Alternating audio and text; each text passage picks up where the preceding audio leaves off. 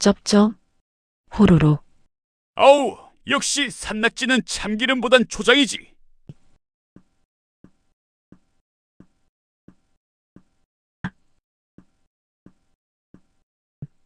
언뜻 보면 그저 한가로운 주말 저녁의 평범한 풍경 같습니다. 하지만 이 남자의 정체를 알게 되면 여러분은 경악을 금치 못하실 겁니다.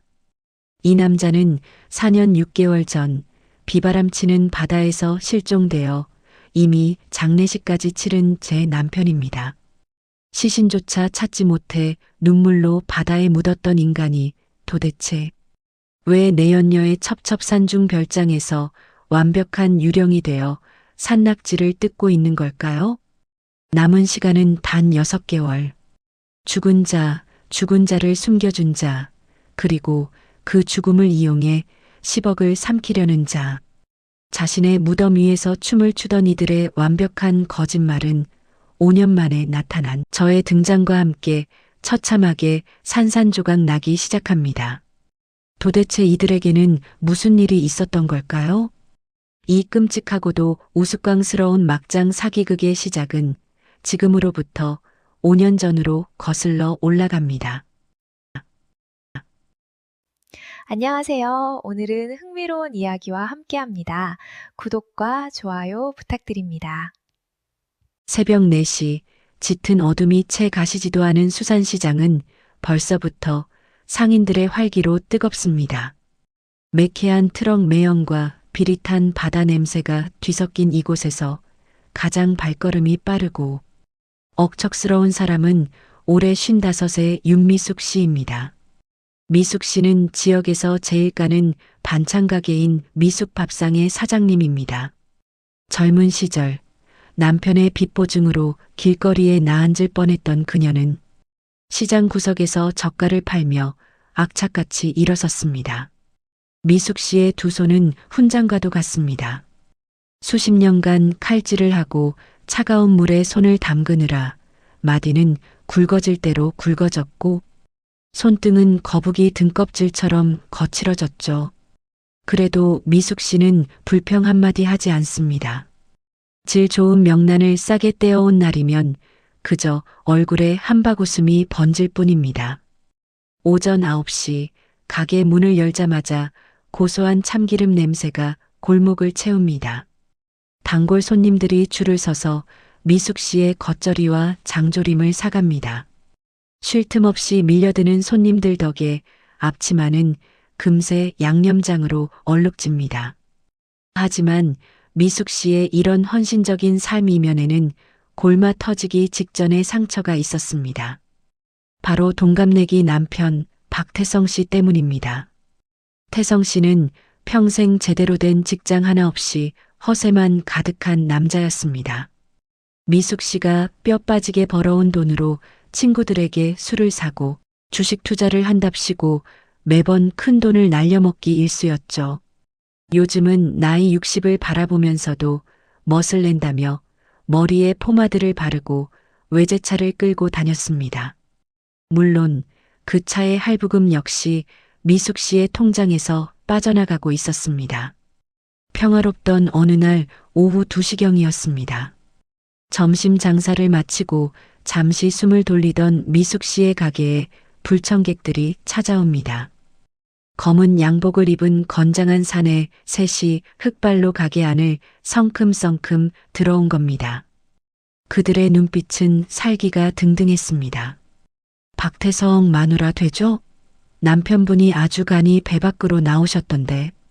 사내 중 한 명이 툭 던진 서리는 다름 아닌 차용증이었습니다. 태성 씨가 불법 도박장에 손을 대면서 미숙 씨 명의의 상가 보증금까지 담보로 잡혀 큰돈을 빌린 것이었죠. 그 금액만 무려 3억 원에 달했습니다. 눈앞이 하얗게 질린 미숙 씨는 털썩 주저앉고 맙니다. 겨우 정신을 차린 미숙 씨는 떨리는 손으로 남편 태성 씨에게 전화를 걸었습니다. 하지만 돌아오는 것은 전원이 꺼져 있다는 차가운 기계음 뿐이었죠. 심장이 쿵쾅거리고 피가 거꾸로 솟는 듯 했습니다. 그날 밤 미숙 씨는 남편의 차키를 들고 지하 주차장으로 내려갔습니다. 무언가 불길한 예감이 그녀의 등줄기를 타고 흘렀기 때문입니다. 차 문을 열고 들어가 블랙박스 메모리 카드를 빼낸 미숙 씨. 거실 컴퓨터에 카드를 연결하고 화면을 재생하는 그녀의 손끝이 파르르 떨렸습니다. 그리고 곧 스피커를 통해 흘러나오는 소리에 미숙 씨는 자신의 귀를 의심해야만 했습니다. 화면 속에는 남편 태성 씨와 평소 알고 지내던 동네 부동산 중개인 차희진의 목소리가 생생하게 담겨 있었습니다. 희진은 올해 48부로 화려한 외모에 교태가 넘치는 여자였죠. 자기야, 미숙이 그 옆편네 돈 좀 더 빼와봐. 우리 상가 하나 사서 월세나 받으면서 살자. 오빠가 다 알아서 할게. 그 옆편네 며칠만 더 구워 삶으면 통장 비밀번호 될 거야. 냄새나는 반찬 가게 나부랭이 지긋지긋하다 진짜. 블랙박스 영상 속 두 사람은 서로에게 음욕을 품은 채 미숙 씨를 철저히 조롱하고 있었습니다. 평생을 가족을 위해 희생했던 시간이 갈기갈기 찢겨나가는 순간이었습니다. 미숙 씨는 화면 속 남편의 웃음소리를 들으며 숨을 헐떡였습니다. 내가 평생 멸치 똥 떼어가며 먹여 살렸더니 내 등에 칼을 꽂고 똥을 싸? 사람 고쳐 쓰는 거 아니라더니 넌 분리수거도 안 될 끔찍한 폐기물이었어. 내 피 같은 돈으로 저 여우 같은 년이랑 놀아나? 분노의 눈물조차 흐르지 않았습니다. 미숙 씨의 억장이 무너져 내린 자리에는 차가운 얼음 같은 결심이 자리 잡았습니다.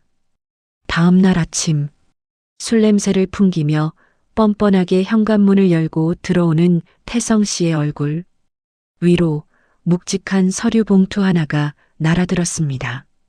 협의 이혼 의사 확인 신청서, 이혼 서류였습니다. 도장 찍어. 그리고 이 집에서 당장 나가. 미숙 씨의 목소리는 한치의 떨림도 없이 서늘했습니다. 평소 같으면 고래고래 소리를 지르며 화를 냈을 미숙 씨가 너무나도 차분하게 이혼을 요구하자 태성 씨는 당황한 기색이 역력했습니다. 하지만 태성 씨는 이내 무언가 곰곰이 생각하는 듯 눈동자를 굴리기 시작했습니다. 그의 시선이 바닥에 떨어진 이혼 서류에 머물렀을 때였습니다.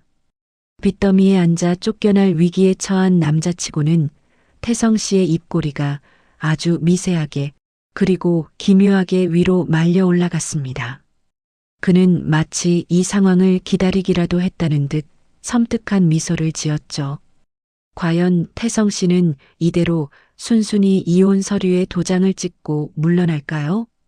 아니면 벼랑 끝에 몰린 쥐가 고양이를 물듯 아내를 향한 더 끔찍하고 기상천외한 음모를 꾸미고 있는 걸까요? 상상조차 할 수 없는 거대한 사기극의 막이 서서히 오르고 있었습니다. 이혼 서류가 날아든 지 사흘째 되던 날 아침이었습니다. 평소라면 해가 중천에 뜰 때까지 코를 골며 잤을 태성 씨가 그날따라 새벽 일찍부터 부산을 떨었습니다. 거실 베란다 구석에 먼지가 뽀얗게 쌓여 있던 커다란 낚시 가방을 주섬주섬 챙기기 시작했죠. 빚더미에 앉아 쫓겨날 판국인 남자의 얼굴이라기엔 너무나도 평온했습니다. 아니, 오히려 입가에 묘한 콧노래까지 맴돌고 있었습니다. 태성 씨는 옷장 깊숙한 곳에서 가장 아끼던 명품 바람막이 점퍼를 꺼내 입었습니다. 그리고 식탁 위에 흰 봉투 하나를 툭 던져놓고는 뒤도 돌아보지 않고 현관문을 나섰습니다. 미숙이 이독한 옆였네.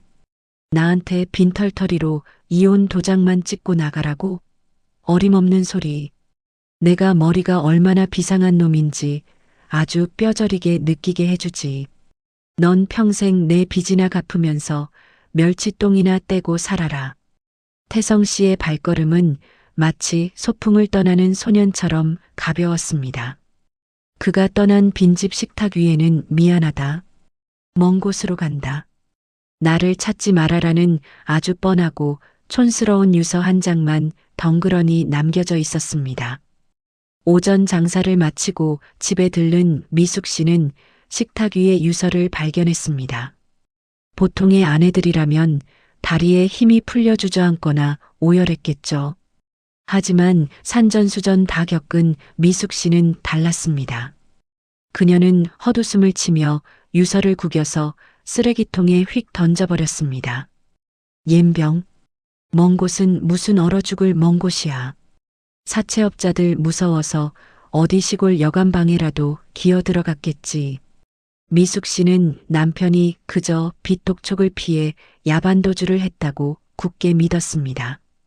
평생 물가에만 가면 배 멀미를 한다며 징징대던 인간이 낚시 가방을 들고 나갔다는 것 자체가 한편의 코미디 같았으니까요. 그녀는 쿨하게 앞치마를 고쳐 매고 다시 반찬 가게로 향했습니다. 남편이 싼 똥을 치우려면 오늘 하루도 겉절이를 100포기는 더 묻혀야 했기 때문입니다. 그런데 그날 밤 심상치 않은 일이 벌어집니다. 서해안 앞바다에 거센 폭풍우가 몰아쳤습니다.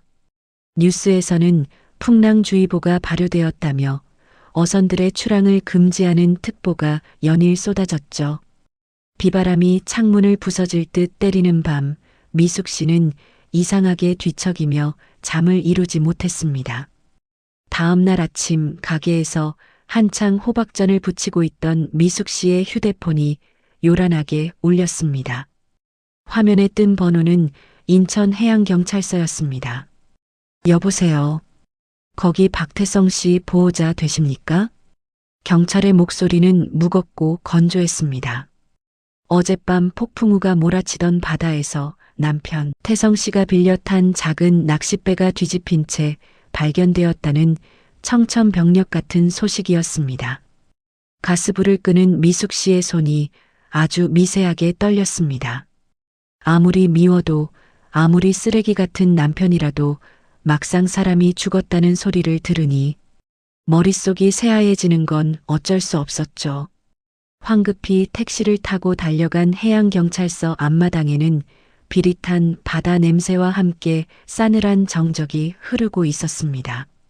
담당 형사는 책상 위에 바닷물에 흠뻑 젖은 물건들을 꺼내놓았습니다. 어제 새벽 무의도 인근 해상에서 전복된 배를 발견했습니다. 배 안에는 아무도 없었고요. 인근 해상에서 박태성 씨의 신분증이 든 지갑, 그리고 이 구명조끼와 오른쪽 신발 한 짝만 떠올랐습니다.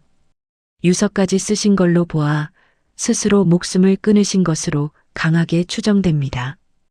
형사의 말에 미숙 씨는 테이블 위를 물끄러미 내려다보았습니다.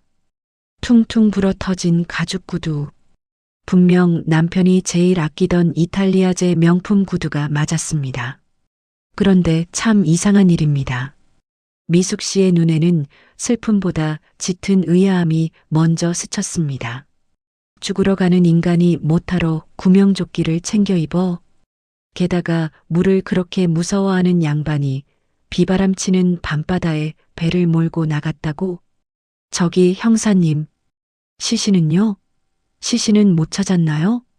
미숙 씨의 목소리는 너무나도 차분했습니다. 남편을 잃은 미망인 치고는 눈물 한 방울 없는 그녀의 태도에 형사들이 오히려 당황한 눈치였습니다. 그게 어젯밤 조류가 워낙 거세서 시신이 먼 바다로 휩쓸려 갔을 가능성이 큽니다. 수색대는 계속 돌리고 있지만 솔직히 익사자의 시신을 찾는 게 쉽지는 않습니다. 마음의 준비를 하시는 게 좋을 것 같습니다. 그 말을 듣는 순간 미숙 씨는 자기도 모르게 코웃음을 칠 뻔했습니다. 바다에 빠져 죽은 남편을 두고 슬퍼하기는커녕 당장 내일 갚아야 할 사채, 이자가 먼저 떠올랐으니까요. 거휴, 용왕님이 단단히 체하시겠네. 살아서도 골칫덩어리더니 죽을 때까지 사람을 이렇게 번거롭게 해. 장례비는 또 어디서 구한담. 결국 시신 없는 장례식이 치러졌습니다. 지역 병원 장례식장, 가장 작은 빈소. 조문객이라고는 평소 반찬 가게를 애용하던 동네 시장 상인들 몇몇이 전부였습니다. 미숙 씨는 검은 상복을 입고도 무표정한 얼굴로 육개장을 푸고 있었습니다. 곡소리 하나 없는 썰렁한 장례식장이었죠. 그런데 그때 복도 끝에서 누군가 바닥을 뒹굴며 통곡을 하며 들어왔습니다. 아이고, 형님, 우리 불쌍한 태성이 형님, 이게 무슨 일이란 말입니까? 과장된 몸짓으로 울부짖으며 들어온 남자는 다름 아닌 태성 씨의 사촌 동생 박상우였습니다. 올해 45인 상우는 시내의 한 변호사 사무실에서 사무장으로 일하는 인물이었습니다. 멀끔한 정장 차림에 기름진 머리를 한 상우는 영정사진 앞에서 엎드려 대성통곡을 했습니다. 아이고 형님, 평생 형수님 구박만 받다가 이렇게 허망하게 가시다니요. 아이고. 하지만 미숙 씨의 날카로운 눈썰미는 속일 수 없었습니다. 상우가 엎드려 어깨를 들썩이며 우는 척을 하고 있었지만 그의 손은 바지 주머니 속에서 연신 휴대폰을 만지작거리고 있었던 겁니다. 심지어 슬쩍 고개를 들었을 때 상우의 눈에는 눈물 한 방울 맺혀 있지 않았습니다. 오히려 빈소를 쭉 스캔하며 조의금이 얼마나 들어왔을지 곁눈질로 계산하는 듯한 얄미운 눈빛이었습니다. 상우 도련님, 그만 일어나요. 눈물도 안 나는데 억지로 짜내느라 용 쓰지 말고 육개장이나 한 그릇 자시고 가요. 미숙 씨의 뼈 있는 한마디에 상우는 헛기침을 하며 멋쩍게 일어났습니다.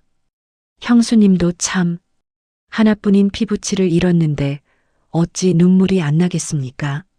그나저나 형수님, 형님 앞으로 빚이 꽤 많으시던데. 그거 상속 포기하시려면 법적 절차가 좀 복잡합니다. 제가 변호사 사무실에 있으니 관련 서류는 제가 다 알아서 처리해 드리겠습니다. 인감 도장만 좀 빌려주시죠. 상우의 말끝에 미묘한 떨림이 묻어났습니다. 슬픔 때문이 아니라 무언가 다른 꿍꿍이를 감추려는 듯한 묘한 긴장감이었습니다. 아가씨, 눈치 빠른 마녀 같은 형수. 어떻게 남편이 죽었는데 저렇게 찔러도 피 한 방울 안 나오게 생겼어? 어쨌든 인감 도장만 받아내면 1단계는 성공이다. 미숙 씨는 국자를 내려놓고 상우를 가만히 응시했습니다. 평소 형이라면 쥐뿔도 취급 안 하던 시동생이 빚 정리를 도와주겠다며 발벗고 나서는 상황. 사람 고쳐 쓰는 거 아니라는 진리는 시동생에게도 똑같이 적용되는 법이죠. 무언가 구린내가 진동하고 있었습니다. 죽은 남편의 빈 구두에서 나던 비릿한 바다 냄새보다 눈앞에 선 시동생의 미소에서 더 썩은 냄새가 났습니다. 미숙 씨는 앞치마 주머니에 손을 찔러 넣으며 빙긋 웃었습니다. 법적인 건 내가 알아서 할 테니 도련님은 밥이나 든든히 먹고 가요. 죽은 사람 빚 갚는 건 살아있는 사람 몫이니까. 상우의 안면 근육이 미세하게 일그러졌습니다. 완벽할 줄 알았던 그들의 시나리오에 미숙 씨라는 단단한 돌덩이가 버티고 서 있는 셈이었습니다. 시신 없는 장례식의 밤은 그렇게 찜찜하고도 기묘한 분위기 속에서 깊어만 갔습니다. 과연 죽었다던 태성 씨는 정말 바다의 원혼이 된 걸까요? 아니면 상우의 그 수상한 곁눈질 뒤에 우리가 상상조차 못한 끔찍하고도 우스꽝스러운 비밀이 숨겨져 있는 것일까요? 모든 진실은 조용히 수면 아래로 가라앉은 채 4년이라는 긴 세월을 맞이하게 됩니다. 세월은 참으로 야속하면서도 한편으로는 참으로 정직하게 흘러갑니다. 남편 태성 씨가 비바람치는 바다로 홀연히 사라진 지 어느덧 4년 6개월이라는 시간이 흘렀습니다. 길다면 길고 짧다면 짧은 그 시간 동안 미숙 씨의 삶에는 참 많은 변화가 있었죠. 동네 시장 어귀에 있던 작은 반찬 가게 미숙 밥상은 이제 옆 동네 백화점, 식품관까지 입점하는 쾌거를 이루었습니다. 남편이 남기고 간 그 지긋지긋했던 사채 빚 3억 원이요? 미숙 씨 특유의 억척스러움과 신들린 손맛 덕분에 진작에 다 갚아버렸습니다. 오히려 이제는 시내 중심가의 번듯한 상가 건물 하나를 알아보고 다닐 정도로 통장 잔고가 두둑해졌죠. 남편의 빈자리는 그녀에게 슬픔이 아니라 차라리 지독한 혹덩어리를 떼어낸 듯한 홀가분함이었습니다. 그날도 미숙 씨는 가게 안쪽 주방에서 산더미처럼 쌓인 알타리물을 다듬고 있었습니다. 매콤하고 달큰한 양념 냄새가 가게 안을 가득 채우고 있었죠. 평화롭고 활기찬 오후 딸랑하는 경쾌한 종소리와 함께 누군가 가게 문을 열고 들어왔습니다. 아이고, 우리 지역 경제를 책임지시는 1등 사장님, 형수님, 저 왔습니다. 기름을 발라 뒤로 쫙 넘긴 머리, 몸에 쫙 달라붙는 은갈치색 정장. 손에는 동네 약국에서 파는 10,000원짜리 쌍화탕 한 박스를 덜렁덜렁 들고 나타난 남자. 바로 태성 씨의 사촌 동생 박상우였습니다. 시내 변호사 사무실에서 사무장으로 일한다는 그는 지난 4년 반 동안 이 반찬 가게의 단골 불청객이었죠. 미숙 씨는 고무장갑을 낀 손으로 이마에 땀을 훔치며 힐끗 그를 쳐다보았습니다. 상우 도련님 또 왔네. 오늘은 또 무슨 일로 변호사 사무실 놔두고 여기까지 행차하셨어? 밥때는 아직 멀었는데. 미숙 씨의 퉁명스러운 말투에도 상우는 넉살 좋게 웃으며 쌍화탕 박스를 계산대 위에 올려놓았습니다. 에이, 형수님도 참.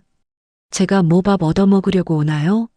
다 우리 하나뿐인 형수님 옥체 보존하시라고 챙겨드리는 거죠. 그나저나 형수님, 요즘 장사 아주 대박 나셨다면서요? 백화점 입점 소문이 우리 사무실까지 쫙 퍼졌습니다. 상우는 능글맞게 웃으며 주변을 두리번거렸습니다. 겉으로는 형수를 살뜰히 챙기는 시동생 같았지만 그의 시선은 묘하게도 가게 안쪽 미숙 씨의 중요 서류와 현금이 보관된 작은 금고 쪽을 향해 있었습니다. 미숙 씨는 그 은큼한 시선을 놓치지 않았죠. 이 뺀질이가 또 무슨 호박씨를 까려고 쌍화탕을 들고 왔을까? 평소엔 10원 한 장 안 쓰는 짠돌이가 10,000원을 썼을 때는 10,000원이 아니라 10,000,000원을 빼먹을 속셈이 있다는 건데. 미숙 씨는 일부러 들으라는 듯 고무장갑을 벗어 싱크대에 팍 소리가 나게 던졌습니다. 상우의 어깨가 움찔하는 게 보였습니다. 도련님, 빙빙 돌리지 말고 본론만 말해요.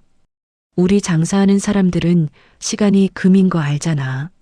저기 산더미 같은 알타리무 안 보여요? 미숙 씨의 돌직구에 상우는 멋쩍은 듯 마른 기침을 흠음해댔습니다.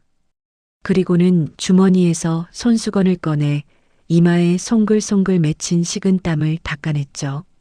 어딘가 안절부절 못하는 폼이 영락없이 똥 마려운 강아지 같았습니다. 상우가 주변에 손님이 없는 것을 확인하고는 목소리를 한껏 낮추어 은밀하게 속삭였습니다. 형수님, 다름이 아니라 우리 태성이 형님 말입니다. 형님 바다에서 그렇게 되신 지 벌써 4년하고도 6개월이 지났잖아요. 남편의 이름이 나오자 미숙 씨의 눈썹이 꿈틀했습니다. 그래서요? 아유, 형수님도. 제가 법률 쪽 전문가잖습니까? 법적으로 사람이 실종되고 5년이 지나면 실종 선고라는 걸 청구할 수가 있어요. 그럼 법적으로 완벽하게 사망 처리가 되는 겁니다. 형님 앞으로 생명보험 들어놓으신 거 있잖아요. 사망 시 지급액이 자그마치 10억. 10억 아닙니까? 상우는 10억이라는 단어에 유독 힘을 주어 말했습니다. 그의 눈동자가 욕망으로 번들거렸죠. 그거 실종 선고 떨어지자마자 바로 수령하셔야죠. 워낙 큰 돈이고 복잡한 절차라 제가 형수님 번거로우실까봐 미리 서류 싹 다 준비해 놨습니다. 형수님은 그냥 저한테 인감도장 하나만 딱 믿고 맡겨주시면 이상우가 변호사 사무장 짬바입으로 일사천리로 뽑아드리겠습니다. 어떠십니까? 상우의 말은 청산유수였습니다. 듣고 있으면 듬직한 시동생이 형수를 위해 백방으로 뛰어다니는 것처럼 보일 지경이었죠. 하지만 산전수전 공중전까지 다 겪은 미숙 씨의 촉은 달랐습니다. 그녀의 머릿속에 날카로운 경고음이 울리기 시작했습니다. 이것 봐라. 남편 실종되고 여태 코빼기도 안 비치다가 5년 만기 다가오니까 갑자기 법률 대리인을 자처한다고? 게다가 인감도장을 달라고? 눈먼 돈 10억 냄새를 맡고 똥파리가 제대로 꼬였구나. 미숙 씨는 짐짓 모르는 척 어리숙한 표정을 지어 보였습니다. 아유, 벌써 세월이 그렇게 됐어? 근데 뭐 보험금이야 5년 땡치면 보험사에서 알아서 주겠지.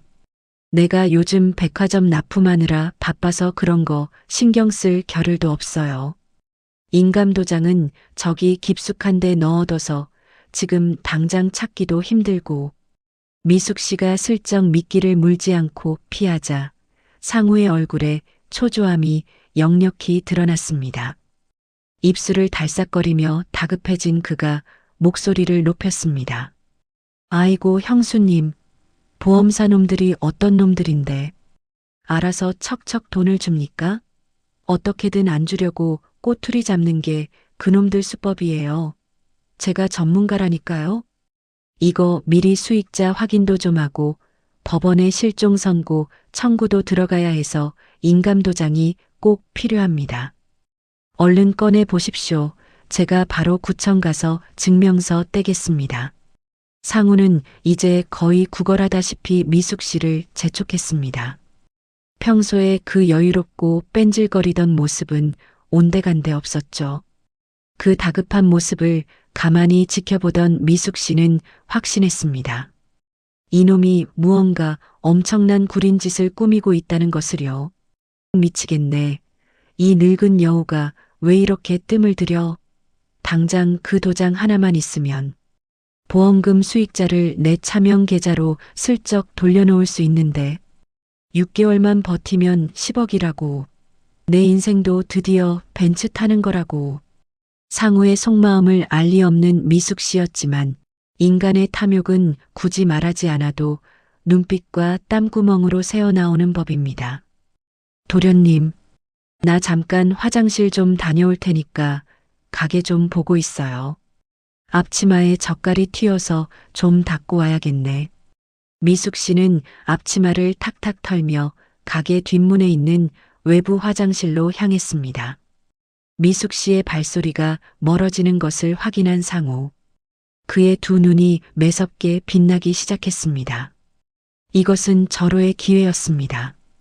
형수가 없는 틈을 타서 인감도장을 찾아내기만 하면 서류 위조는 변호사 사무실에서 밥 먹듯이 해온 그에게 식은 죽 먹기보다 쉬운 일이었으니까요. 상우는 발소리를 죽이고 고양이처럼 살금살금 미숙 씨의 개인 사무 공간으로 숨어들었습니다.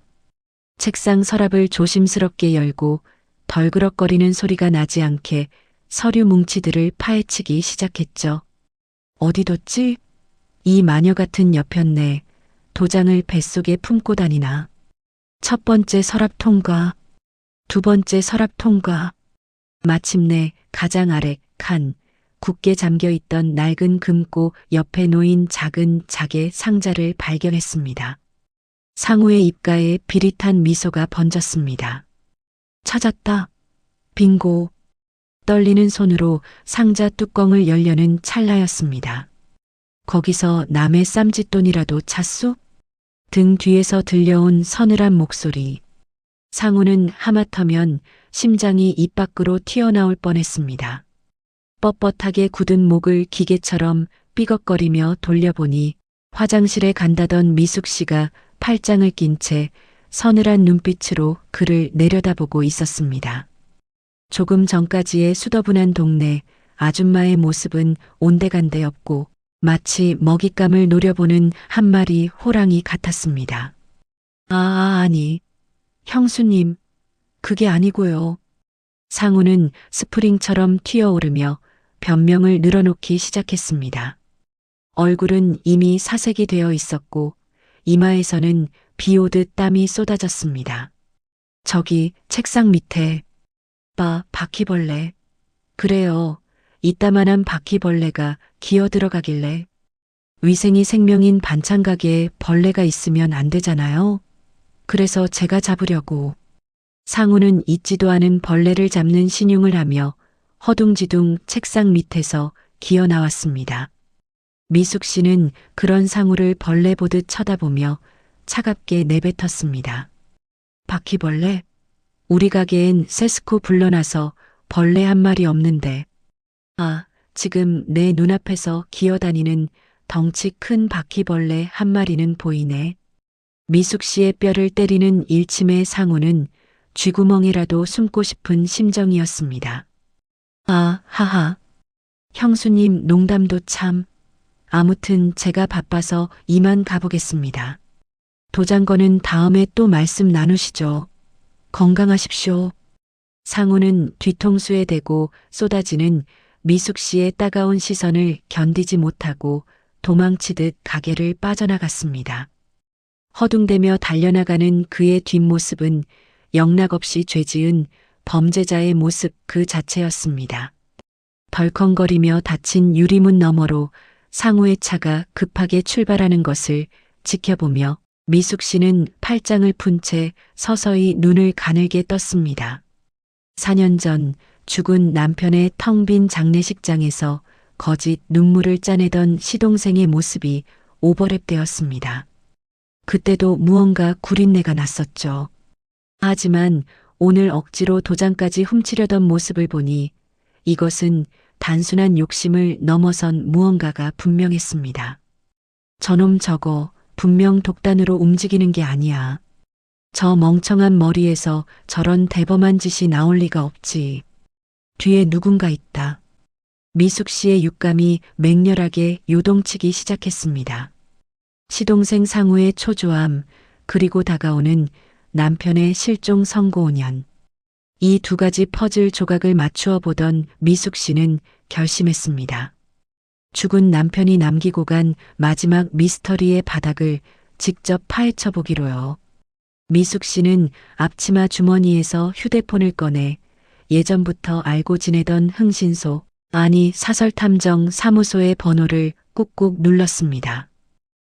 김 탐정님. 나야 미숙 밥상. 일거리 하나 줄 테니까 내일 당장 사람 하나 뒤나 좀 밟아봐요. 과연 상우가 그토록 초조하게 빼돌리려던 10억 원의 진실은 무엇일까요? 그리고 그가 밤마다 몰래 연락을 주고받으며 음모를 꾸미는 진짜 배우의 정체는 누구일까요? 평온했던 미숙 씨의 일상에 4년 전 가라앉았던 진실이 서서히 수면 위로 떠오르기 시작했습니다. 미숙 씨의 전화를 받은 사람은 시내 외곽에서 미래기획이라는 허름한 간판을 걸고 일하는 김 탐정입니다. 김 탐정은 전직 형사 출신으로 겉보기엔 동네 국밥집 아저씨처럼 푸근하게 생겼습니다. 하지만 사람 찾는 일과 뒤를 밟는 일에 있어서는 지역에서 타의 추종을 불허하는 베테랑 중의 베테랑이죠.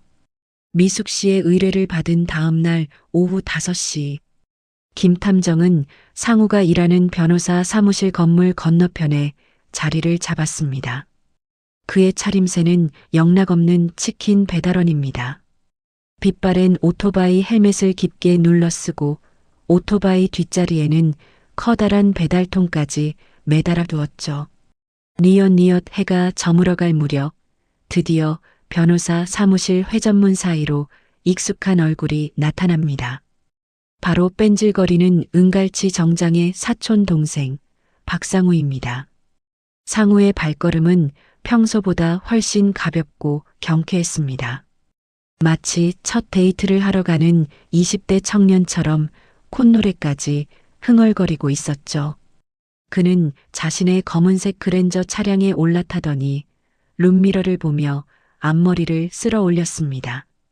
그리고는 조수석에 미리 준비해 둔 듯한 붉은 장미꽃다발과 고급 와인병을 흐뭇하게 바라보았습니다. 으흐. 조금만 기다려, 마이 스위트 허니. 이 지긋지긋한 변호사 사무장 노릇도 이제 딱 6개월 남았다. 형수가 도장만 딱 찍어주면 내 인생도 탄탄대로인데 말이야. 상우의 차가 부드럽게 미끄러지듯 도로로 나섰습니다. 그 뒤를 김탐정의 낡은 배달 오토바이가 일정한 거리를 유지하며 조용히 따라붙습니다. 퇴근 시간에 꽉 막힌 도로 위에서 오토바이는 최고의 추적수단입니다. 상우는 룸미러를 연신 힐끔거렸지만 차들 사이를 요리조리 빠져나가는 치킨 배달. 오토바이가 자신을 미행할 것이라고는 꿈에도 상상하지 못했죠. 상우의 차가 향한 곳은 시내를 한참 벗어난 인적이 드문 외곽의 고급 빌라 단지였습니다. 높은 담장과 철통 같은 경비 시스템을 자랑하는 지역 유지들이나 산다는 부촌이었습니다. 호, 월급쟁이 변호사 사무장이 이런 동네에 올 일이 뭐가 있을까? 오토바이 시동을 끈 김탐정이 헬멧 쉴드를 올리며 혼잣말을 중얼거렸습니다. 상우의 차는 능숙하게 지하 주차장으로 미끄러져 들어갔습니다. 김탐정은 오토바이를 근처 편의점 앞에 세워두고 배달통 안에서 초망원 렌즈가 달린 값비싼 카메라를 꺼내 들었습니다. 그리고는 고양이처럼 발소리를 죽여 빌라 단지 화단 쪽으로 몸을 숨겼습니다. 잠시 후 지하 주차장에서 엘리베이터를 타고 1층 로비로 올라온 상우의 모습이 보였습니다. 장미꽃다발과 와인을 양손에 든 그의 얼굴에는 느끼한 미소가 가득했죠. 그는 가장 구석에 있는 101호 앞에서 초인종을 눌렀습니다. 화단 나무 뒤에 엎드린 김탐정의 카메라 렌즈가 101호 현관문을 향해 정확히 조준되었습니다. 찰칵! 얼마 지나지 않아 현관문이 열렸습니다. 그리고 그 안에서 상우를 맞이하는 사람의 실루엣이 드러났습니다. 망원 렌즈를 통해 그 모습을 확인하던 김탐정의 눈이 커다랗게 변했습니다. 그가 찍은 수십 장의 사진 속에는 화려한 실크 잠옷을 입고 상우의 목에 팔을 두르는 한 중년 여성의 모습이 선명하게 담겨 있었습니다. 그 여성은 다름 아닌 5년 전 미숙 씨의 남편 태성 씨와 불륜을 저질렀던 부동산 중개인 차희진이었습니다. 자기야, 왜 이렇게 늦었어? 보고 싶어 죽는 줄 알았잖아. 미안. 오늘 그 마녀 같은 형수네 가게에 들러서 간 좀 보느라 늦었지. 희진은 콧소리를 내며 상우의 볼에 진하게 입을 맞추었습니다. 상우 역시 희진의 허리를 자연스럽게 감싸 안으며 현관문 안으로 사라졌습니다. 문이 닫히는 마지막 순간까지도 두 사람의 끈적한 스킨십은 멈추지 않았죠. 찰칵, 찰칵, 찰칵. 김탐정의 카메라 셔터는 쉴 새 없이 돌아갔습니다. 이 기막힌 막장 드라마의 현장을 단 한 컷도 놓칠 수 없었으니까요. 같은 시각 영업을 마치고 텅 빈 가게에 홀로 남아 정산을 하던 미숙 씨. 조용한 가게 안에 휴대폰 진동 소리가 지잉하고 울렸습니다. 김탐정이 보낸 메시지였습니다. 사장님 대박입니다.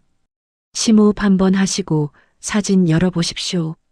미숙 씨는 돋보기 안경을 콧등에 걸치고 사진 전송 버튼을 눌렀습니다. 작은 휴대폰 화면 위로 뚜렷한 고화질 사진 여러 장이 차례대로 떠올랐습니다. 사진을 확인한 미숙 씨의 두 눈이 매섭게 치켜 올라갔습니다. 이게 대체 무슨 조화람? 사진 속에는 남편의 사촌 동생인 상우와 남편의 내연녀였던 희진이 찰떡처럼 붙어 있었습니다. 순간 미숙 씨는 뒤통수를 커다란 망치로 얻어맞은 듯한 충격을 받았습니다. 하지만 그것도 잠시 산전수전 다 겪은 여장부답게 인해 차가운 이성이 돌아오기 시작했습니다. 그녀의 머릿속에서 흩어져 있던 4년 6개월 전의 퍼즐 조각들이 무서운 속도로 맞춰지기 시작했죠. 시동생이랑 죽은 형의 상간녀가 눈이 맞았다고? 아주 동물의 왕국이 따로 없네. 시어머니가 무덤에서 이 꼴을 보시면 브레이크 댄스를 추시겠다. 아니지, 가만 보자. 남편이 빚더미에 앉자마자 갑자기 바다에서 실종됐어. 그런데 그 직전에 내 연녀 희진이랑 내 돈을 빼돌릴 궁리를 했었지. 그리고 지금 시동생 상우는 남편의 사망. 보험금 10억을 받으려고 나한테 인감도장을 내놓으라고 난리를 치고 있고 미숙 씨의 척추를 타고 서늘한 소름이 쫙 돋았습니다. 우연이라고 하기엔 너무나도 완벽한 타이밍과 기괴한 인물관계. 이것은 단순한 치정극이 아니었습니다. 돈 냄새를 맡고 모여든 승냥이 떼들의 치밀한 계획 범죄일 가능성이 농후해진 것입니다. 그때 김 탐정에게서 다시 전화가 걸려왔습니다. 사장님, 사진 보셨습니까? 아주 기가 막히죠? 제가 혹시나 해서 저 차이진이라는 여자 뒷조사를 좀 해봤습니다. 예전에 부동산 하던 여자 맞고요. 지금은 직업을 바꿔서 생명보험사 VIP 전문 설계사로 일하고 있답니다. 보험 설계사. 그 단어를 듣는 순간 미숙 씨는 무릎을 탁 쳤습니다. 김 탐정님, 그거였어. 남편 생명보험금 10억 원. 그 돈을 노리고 상우놈이랑 저 여우 같은 년이 한통속이 된 거야. 미숙 씨의 목소리는 분노로 미세하게 떨리고 있었습니다. 하지만 탐정의 말은 거기서 끝이 아니었습니다. 사장님, 놀라기엔 아직 이릅니다. 제가 지금 저 여자 집 창문 쪽을 소형 드론으로 띄워서 살펴보고 있는데요. 집안에서 둘이 나누는 대화가 좀 아주 소름이 돋습니다요. 무슨 대화를 하는데요? 전화기 너머로 김 탐정이 녹음한 희진과 상우의 대화 소리가 희미하게 들려왔습니다. 두 사람은 고급 와인을 마시며 건배를 하고 있었습니다. 자기야, 이제 반년 남았어. 실종 선고 떨어지고 10억 들어오면 우리 하와이로 뜨는 거야. 당연하지. 근데 그 별장에 있는 그 인간은 어떡할 거야? 돈 나오면 자기랑 살겠다고 철석같이 믿고 있던데. 호호, 미쳤어?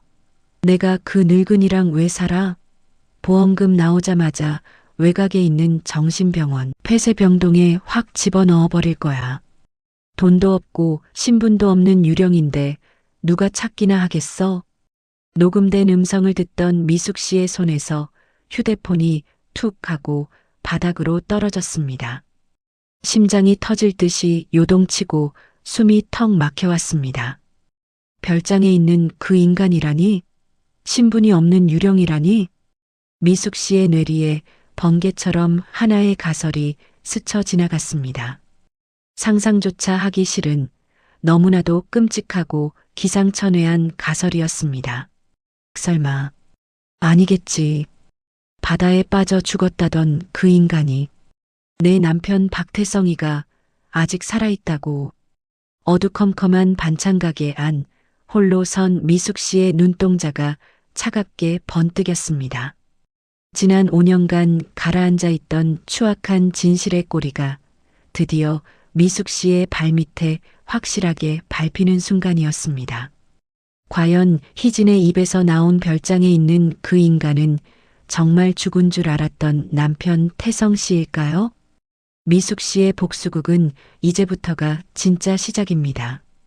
그날 밤 미숙 씨는 뜬 눈으로 밤을 지새웠습니다. 푹신한 침대에 누워 천장을 바라보았지만 머릿속은 온통 탐정이 들려준 충격적인 녹음 파일로 가득 차 있었죠.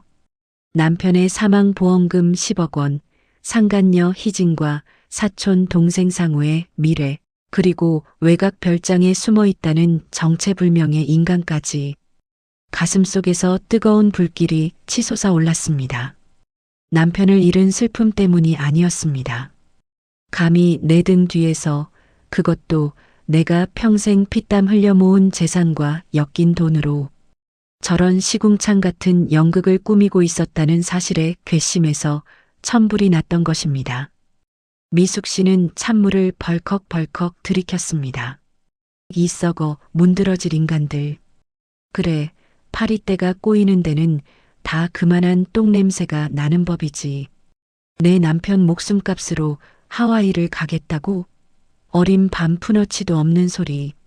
내가 너희들 그 하와이행 티켓, 지옥행으로 싹 다 바꿔버릴 테니까 두고 봐. 다음 날 새벽 6시. 날이 밝기가 무섭게 미숙 씨는 반찬가게 문을 닫아 걸고 김 탐정의 허름한 사무실로 향했습니다. 김 탐정은 밤새 편집한 자료들을 모니터에 띄워놓고 컵라면으로 아끼던 속을 달래고 있었죠. 어서 오십시오, 사장님. 밤새 한숨도 못 주무셨나 봅니다. 안색이 영. 김 탐정님, 인사는 됐고, 어제 그 녹음 파일 말이야. 다시 한번 틀어봐요. 처음부터 끝까지 토씨 하나 안 빼놓고 다 들어야겠어. 미숙 씨는 탐정의 책상 의자에 털썩 주저앉으며 매섭게 눈을 빛냈습니다. 김 탐정이 마우스 버튼을 클릭하자 스피커를 통해 어젯밤 희진의 별장에서 도청된 두 남녀의 대화가 흘러나왔습니다. 아유, 우리 자기. 오늘따라 왜 이렇게 멋있어? 그 촌스러운 형수 밑에서 굽신거리느라 고생이 많지? 말도 마. 그 여편네가 얼마나 꼬장꼬장한지 인감도장 하나 훔쳐내려다가 심장마비 걸리는 줄 알았네. 그래도 어쩌겠어. 10억이 눈앞인데 그깟 아양 좀 떠는 게 대수야. 녹음기 너머로 희진의 교태 섞인 웃음소리와 상우의 능글맞은 목소리가 뒤섞여 들려왔습니다. 이야기의 전말은 이렇습니다. 5년 전 빚더미에 앉아 이혼당할 위기에 처했던 태성 씨는 내연녀 희진을 찾아가 징징거렸습니다. 돈 냄새를 기가 막히게 맡는 전직 부동산 중개인이자 현직 보험 설계사인 희진은 태성 씨 앞으로 거액의 생명보험이 있다는 사실을 아주 잘 알고 있었죠. 그녀는 태성 씨에게 아주 기상천외한 제안을 했습니다. 바로 바다낚시를 빙자한 거짓 실종극이었습니다. 하지만 실종 처리와 복잡한 법적 절차, 그리고 보험금 수령 문제를 외부의 의심 없이 처리하려면 법을 잘 아는 조력자가 필요했습니다. 그래서 태성 씨는 평소 변호사 사무장으로 일하며 돈이라면 사족을 못 쓰던 사촌 동생 상우를 끌어들였던 겁니다. 나중에 10억이 나오면 2억을 떼어주겠다는 조건이었죠. 세 사람의 공모 아래 태성 씨의 실종은 아주 순조롭게 진행되었습니다. 태성 씨는 배를 뒤집어 놓고 몰래 헤엄쳐 나와 희진이 미리 준비해 둔 차를 타고 외곽 별장으로 숨어들었습니다. 모든 것이 완벽했습니다. 단 하나 인간의 끝없는 탐욕이라는 변수만 빼고 말이죠. 시간이 흘러 실종 4년차가 접어들 무렵 별장을 오가며 태성 씨의 뒷바라지를 돕던 상우와 희진 사이에 눈이 맞고 만 것입니다. 가만히 생각해 보니 굳이 숨어 사는 늙고 무능한 태성 씨와 10억을 나눌 필요가 없었습니다. 법적 서류는 상우가 쥐고 있었고 태성 씨는 서류상 세상에 존재하지 않는 완벽한 유령이었으니까요. 스피커에서는 두 사람의 추악한 본심이 적나라하게 쏟아져 나왔습니다. 자기야, 보험금 나오면 그 늙은이는 어떻게?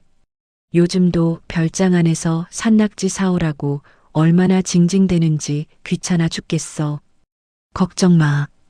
내가 아는 선배 중에 지방에서 폐쇄병동 정신병원 하는 원장이 있거든. 무연고자라고 하고 거기 확 집어넣어버리면 끝이야.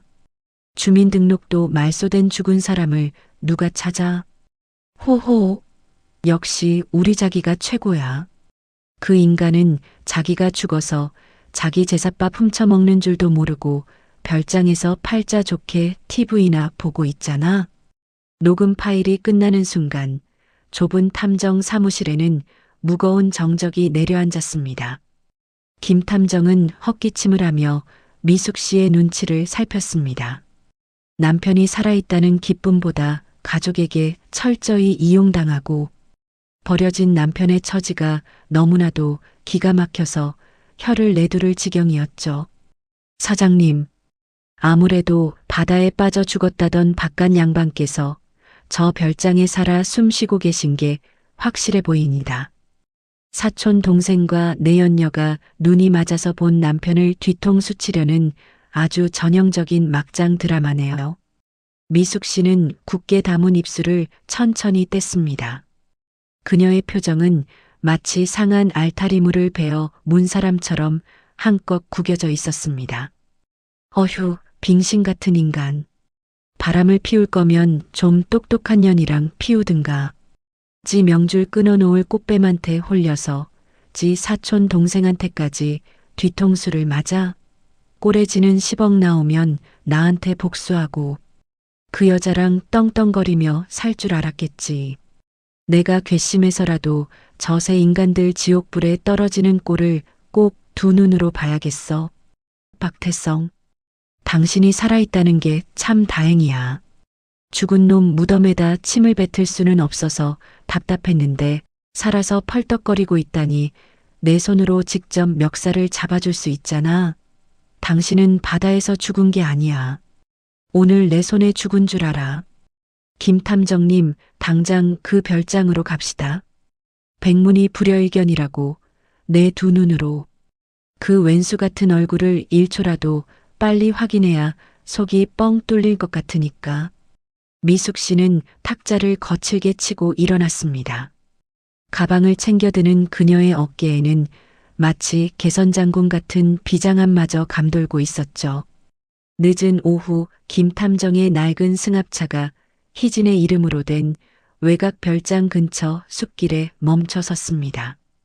인적이 드문 산 중턱에 위치한 2층짜리 고급 목조주택이었습니다. 주변엔 가로등도 몇 개 없어 해가 지자 사방이 칠흑 같은 어둠에 휩싸였죠. 유일하게 1층 거실 쪽에서만 희미한 TV 불빛이 새어나오고 있었습니다. 두 사람은 차에서 내려 발소리를 죽인 채 별장 울타리 쪽으로 접근했습니다. 외부인의 출입을 철저히 막으려는 듯 담장 위에는 CCTV가 설치되어 있었고 창문이란 창문은 모두 두꺼운 암막 커튼으로 빈틈없이 가려져 있었습니다. 마치 세상과 완전히 단절된 채 비밀을 숨기고 있는 거대한 무덤 같았죠. 사장님, 저기 보십시오. 커튼이 아주 꽉꽉 닫혀 있어서 안이 통 보이지가 않습니다. 제가 저 담장 위 나무에 올라가서 초소형 카메라를 창문 틈으로 밀어 넣어 보겠습니다. 김 탐정은 익숙한 솜씨로 배낭에서 기다란 막대기 끝에 달린 소형 내시경 카메라를 꺼냈습니다. 그리고는 원숭이처럼 재빠르게 소나무 위로 기어 올라갔죠. 미숙 씨는 나무 밑에 쪼그려 앉아 탐정이 건네준 태블릿 PC 화면을 뚫어지게 노리며 숨을 죽였습니다.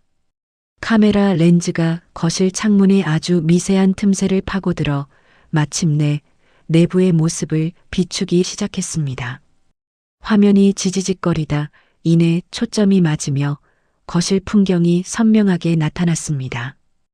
호화로운 샹들리에와 푹신해 보이는 수입산 가죽 소파. 그리고 그 소파 한가운데 낡고 늘어진 하얀색 러닝 셔츠에 펑퍼짐한 트레이닝복 바지를 입은 한 중년 남자가 반쯤 누워 있었습니다. 남자는 뱃살이 산처럼 부풀어 올라 있었고 머리는 덥룩하게 자라 까치집을 짓고 있었습니다.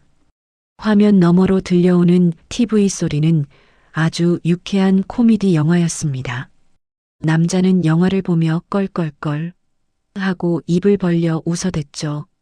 그때 남자의 손이 탁자 위에 놓인 커다란 스텐 그릇으로 향했습니다. 그릇 안에는 무언가 허연 것들이 꿈틀거리고 있었습니다. 남자는 나무젓가락으로 그것을 집어들더니 초고추장에 푹 찍어 입안으로 쏙 집어넣었습니다.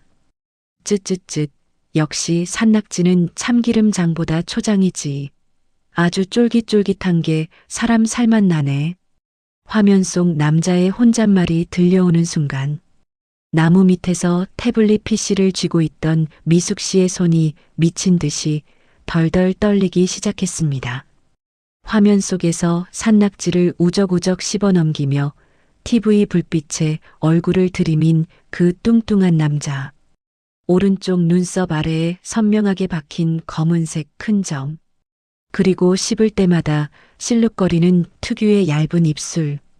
틀림없는 4년 6개월 전 바다에서 폭풍우를 만나 익사했다며 장례식까지 치렀던 그녀의 남편 박태성이었습니다. 바다에서 물고기 밥이 되었을 거라 생각했던 남편이 내연녀의 별장에 숨어 살을 디룩디룩 찌운 채 코미디 영화를 보며 산낙지를 뜯고 있었던 겁니다. 허참, 기가 막혀서. 미숙 씨는 끓어오르는 어처구니 없음에 헛바람을 집어삼켰습니다. 뒷목을 잡고 쓰러져도 모자랄 상황이었지만 오히려 혈압이 뚝 떨어질 만큼 정신이 번쩍 드는 기묘한 기분이었죠. 슬픔, 배신감, 분노라는 단어로는 도저히 설명할 수 없는 아주 기괴하고도 코믹한 블랙 코미디의 한 장면 같았습니다. 아이고 용왕님. 제가 용왕님이 체하실까봐 걱정했더니 웬걸? 이 인간이 용왕님 밥상에 올라갈 산낙지를 여기서 다 훔쳐먹고 있었네요. 그래, 잘 먹고 살 좀 포동포동하게 찌워놔라. 도축하기 딱 좋은 날, 이 잡통 같은 별장을 한 번에 다 쓸어버려 줄 테니까. 미숙 씨는 태블릿 PC의 화면 녹화 버튼을 단호하게 눌렀습니다. 증거는 차고 넘쳤습니다. 상우와 희진의 불륜 사진, 그들이 태성을 정신병원에 가두려 모의한 도청 파일, 그리고 무덤에서 살아 돌아온 좀비처럼 산낙지를 씹고 있는 태성의 영상까지. 이제 미숙 씨의 손에는 가장 치명적이고 완벽한 폭탄 3개가 쥐어졌습니다. 탐정님, 내려와요. 볼일 다 봤으니 이제 철수합시다.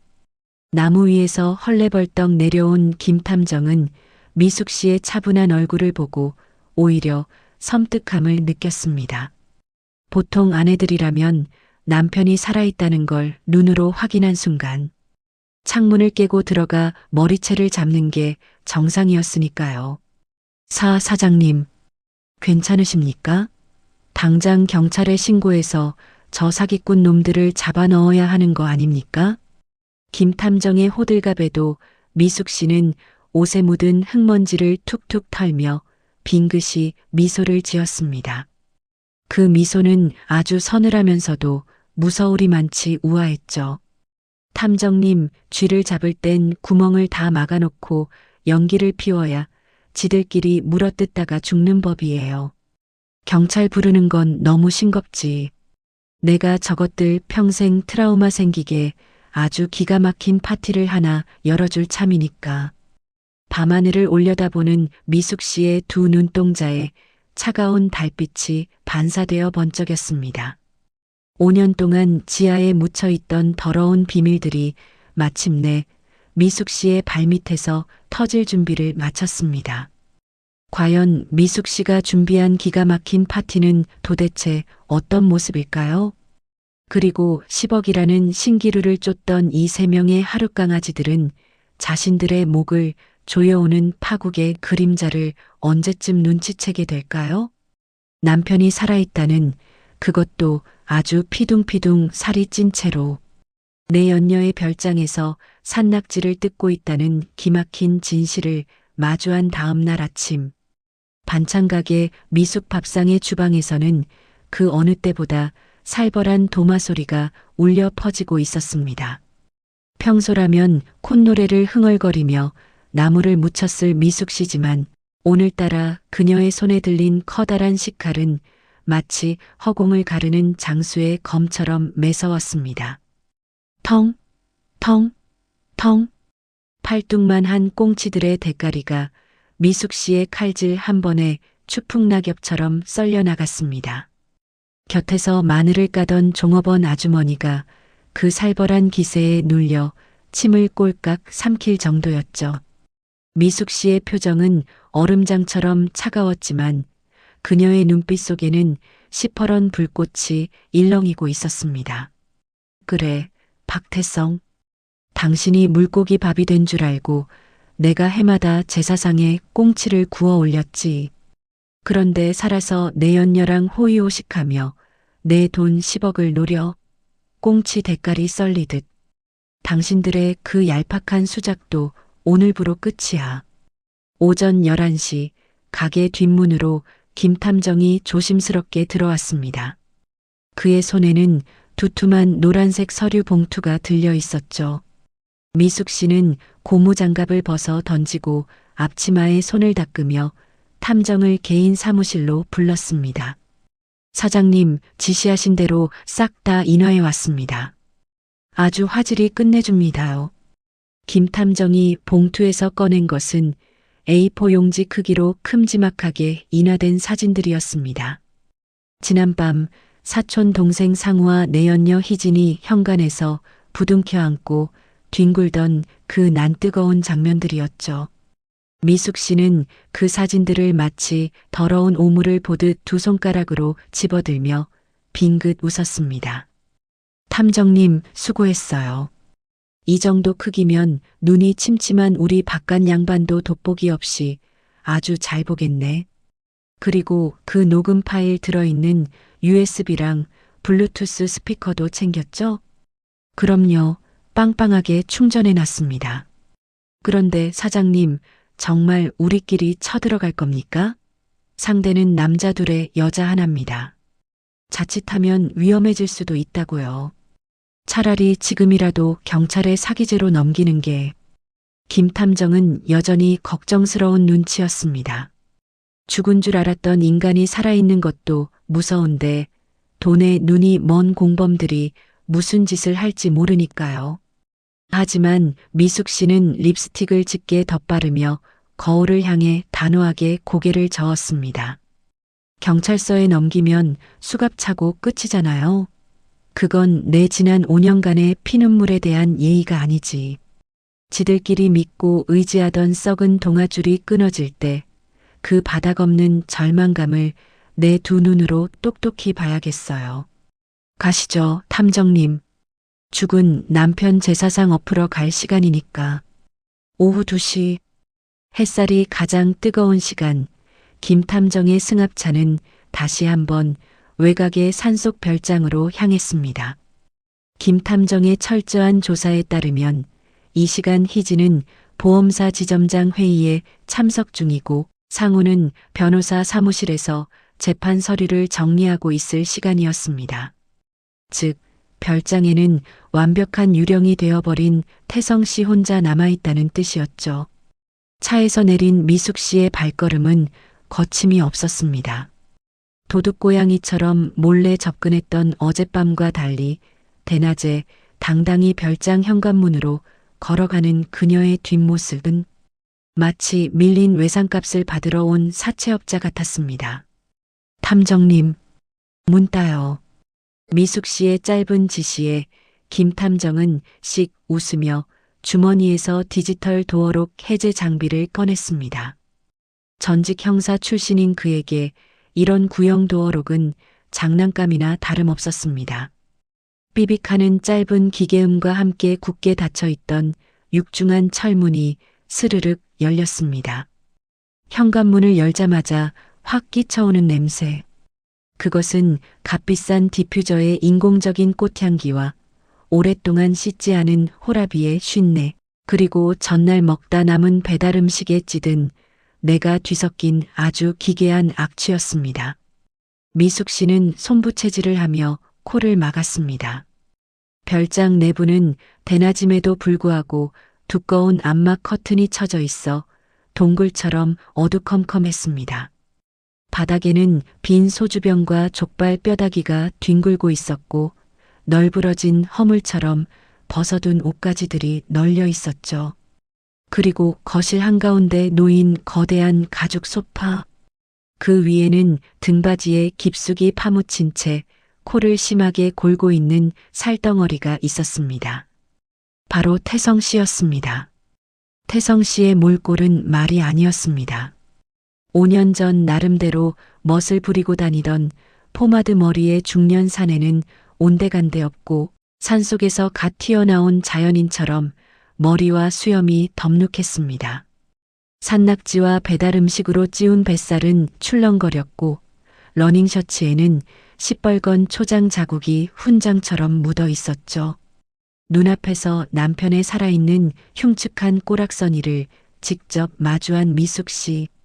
순간 가슴 깊은 곳에서 형언할 수 없는 허탈함과 분노가 쓰나미처럼 밀려왔습니다. 까이고 내 팔자야. 내가 저런 짐승만도 못한 인간을 남편이라고 평생을 떠받들고 살았구나.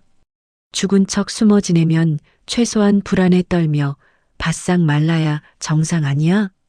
어떻게 속이 저렇게 태평할 수가 있지? 넌 진짜 인간이 아니야. 거실의 대형 TV에서는 어제 보던 코미디 영화가 아직도 요란하게 돌아가고 있었습니다. 미숙 씨는 김 탐정에게 턱짓으로 암막 커튼을 가리켰습니다. 촥! 김 탐정이 거실의 대형 암막 커튼을 양쪽으로 거칠게 젖혔습니다.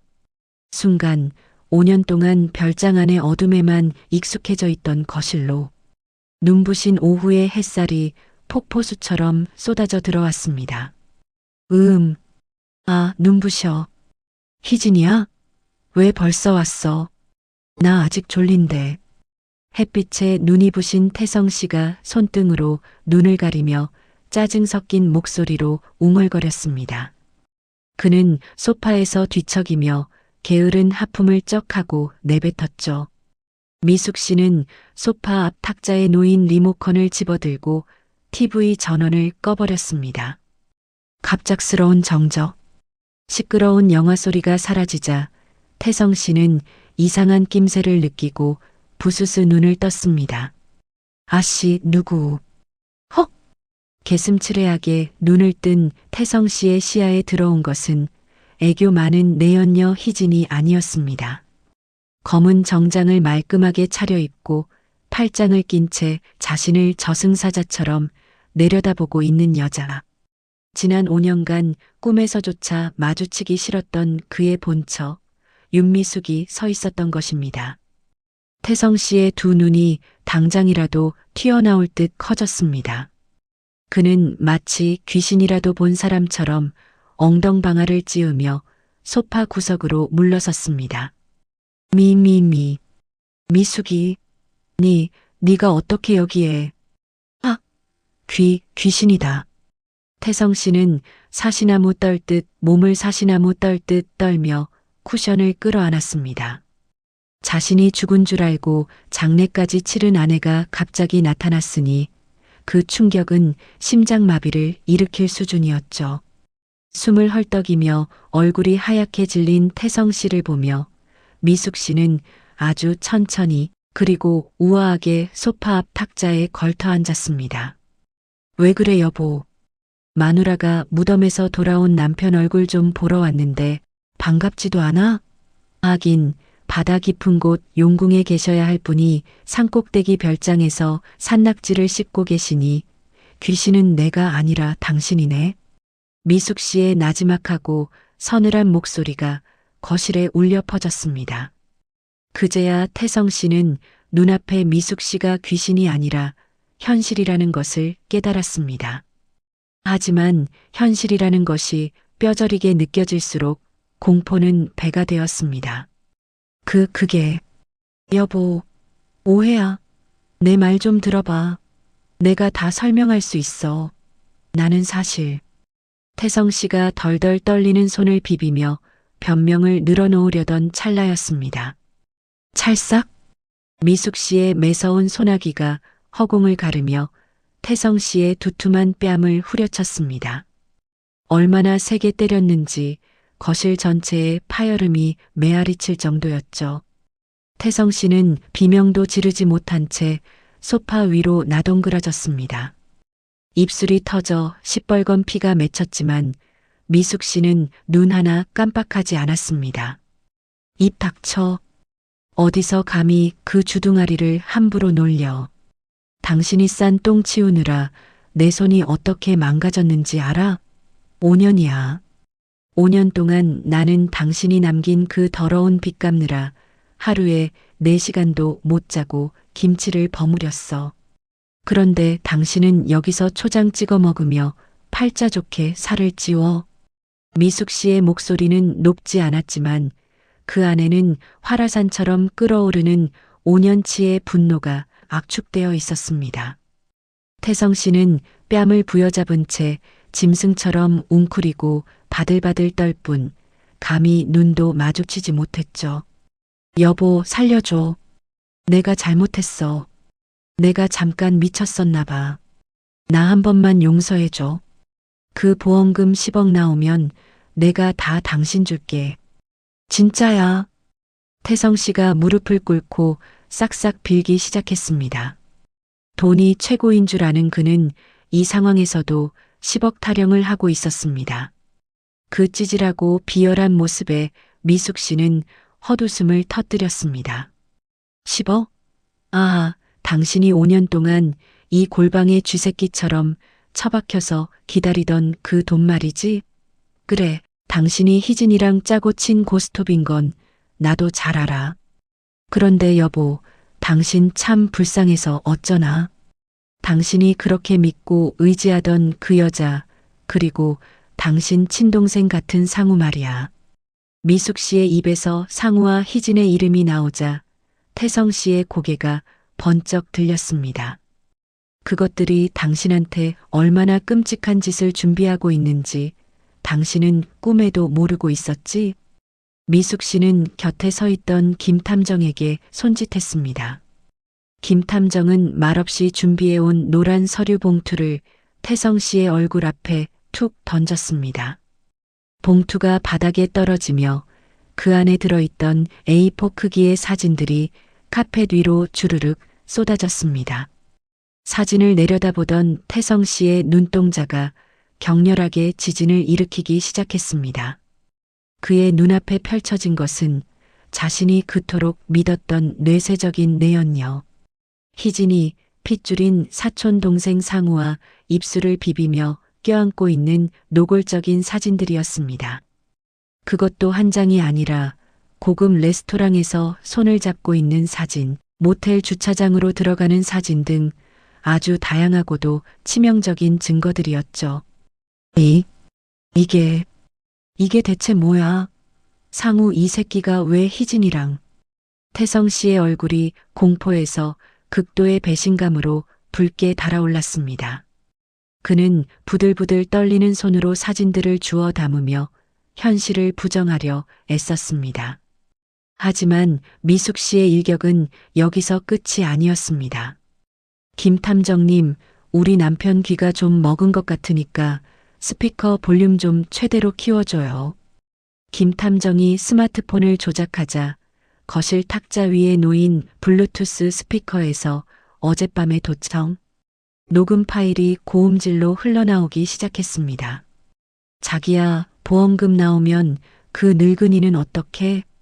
요즘도 별장 안에서 산낙지 사오라고 얼마나 징징대는지 귀찮아 죽겠어. 걱정 마.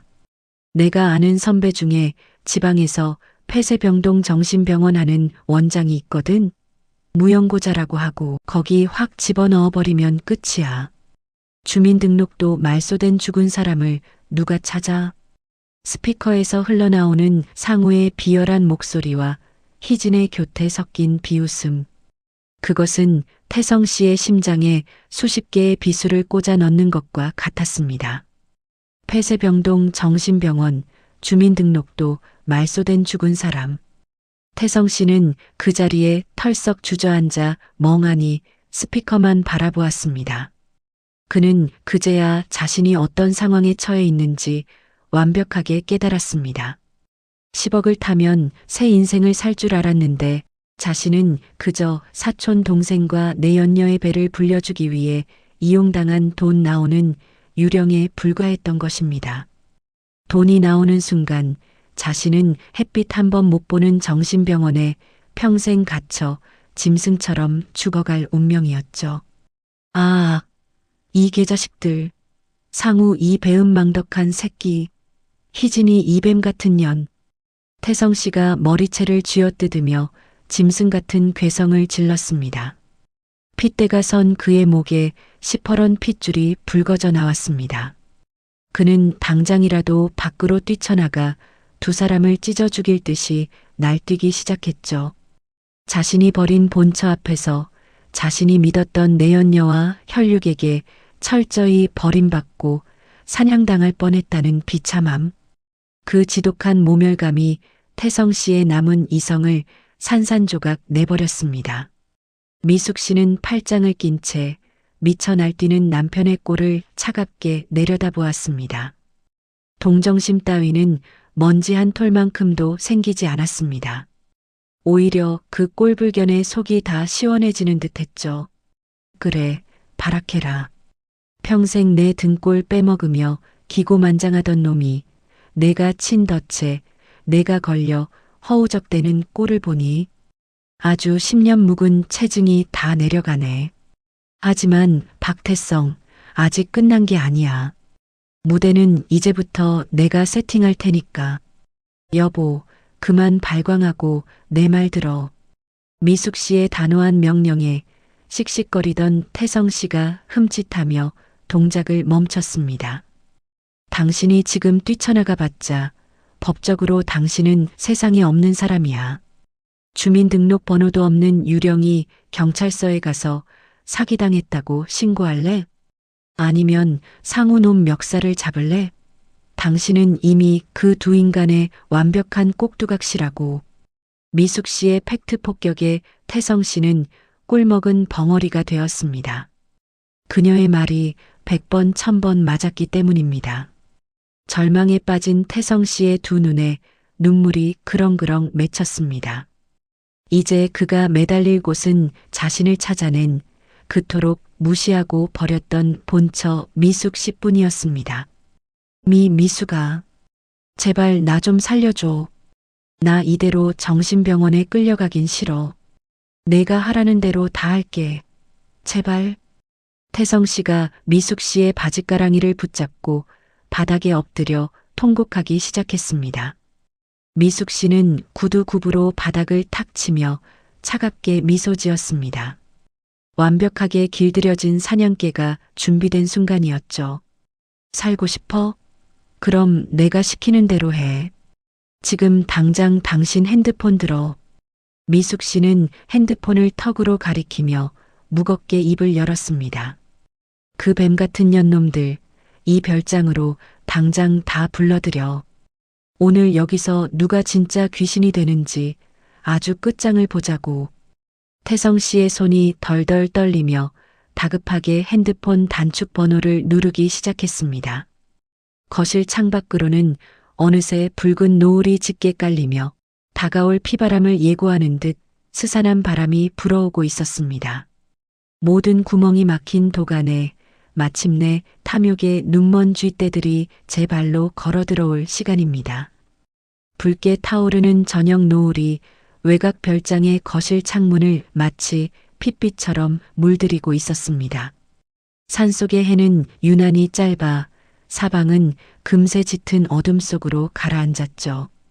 거실 한가운데에는 뚱뚱한 태성 씨가 우두커니 서 있었습니다. 그의 이마에서는 굵은 식은땀이 비 오듯 쏟아졌고 뚱뚱한 몸집은 마치 도살장에 끌려온 소처럼 사시나무 떨듯 바들바들 떨리고 있었죠. 미숙 씨와 김탐정은 숨소리조차 내지 않고 안방 어둠 속에 몸을 숨긴 채 문틈으로 이 모든 상황을 지켜보고 있었습니다. 그래. 5년 동안 나를 속이고 내 피 같은 돈을 노린 대가가 어떤 건지 오늘 똑똑히 겪어봐라. 썩은 고기를 향해 날아드는 똥파리 떼들의 화려한 군무를 내가 일열에서 감상해 줄 테니. 밤 8시 정각. 고요하던 산속 별장의 정막을 깨고 멀리서 묵직한 자동차 엔진 소리가 들려왔습니다. 자갈밭을 밟으며 다가온 차가 마당에 멈춰 섰습니다. 상우의 검은색 그랜저 차량이었습니다. 태성 씨는 마른 침을 꿀꺽 삼켰습니다. 평소 같았다면 보험금을 가져다 줄 든든한 동생과 사랑스러운 내연녀의 방문에 꼬리를 흔들며 반겼겠죠. 하지만 지금 태성 씨의 눈에 저 밖의 두 사람은 자신의 숨통을 끊고 평생 햇빛 한 점 없는 정신병원에 가둬버릴 악마 그 자체였습니다. 삐비빅, 삐비빅, 띠리링. 현관문의 디지털 도어록이 경쾌한 소리를 내며 열렸습니다. 거실로 들어서는 두 사람의 발소리가 들려왔습니다. 희진과 상우는 평소처럼 다정하게 팔짱을 끼고 들어오다 태성 씨가 거실에 서 있는 것을 보자마자 화들짝 놀라며 슬그머니 팔을 풀었습니다. 그 가증스러운 모습을 본 태성 씨의 속이 순식간에 뒤틀렸습니다. 아유, 깜짝이야. 오빠, 불도 안 켜고. 거기서 귀신처럼 뭐 하는 거야? 전화로는 당장 숨 넘어갈 것처럼 헉헉대더니. 나 오늘 지점장 회의 때문에 엄청 바빴다고. 희진은 화려한 명품 코트를 벗어 소파에 툭 던지며 앙칼지게 쏘아붙였습니다. 옆에 선 상우 역시 미간을 찌푸리며 넥타이를 거칠게 풀어 헤쳤죠. 형님, 진짜 왜 이러십니까? 제가 그 마녀 같은 형수 비위 맞추고 인감도장 빼내느라 하루하루가 피가 마르는데 형님은 이 좋은 별장에서 먹고 자면서 투정이 너무 심하신 거 아닙니까? 상우의 말에는 형을 향한 최소한의 존중조차 없었습니다. 마치 성가신 짐덩어리를 대하는 듯한 귀찮음이 뚝뚝 묻어났죠. 두 사람은 자신들이 내뱉은 그 거만한 말들이 곧 자신들의 목을 조르는 올가미가 될 줄은 꿈에도 모르고 있었습니다. 태성 씨의 두 주먹이 부들부들 떨렸습니다. 핏대가 선 그의 목 위로 시퍼런 분노가 차올랐습니다. 투정? 바빴어? 이 개자식들.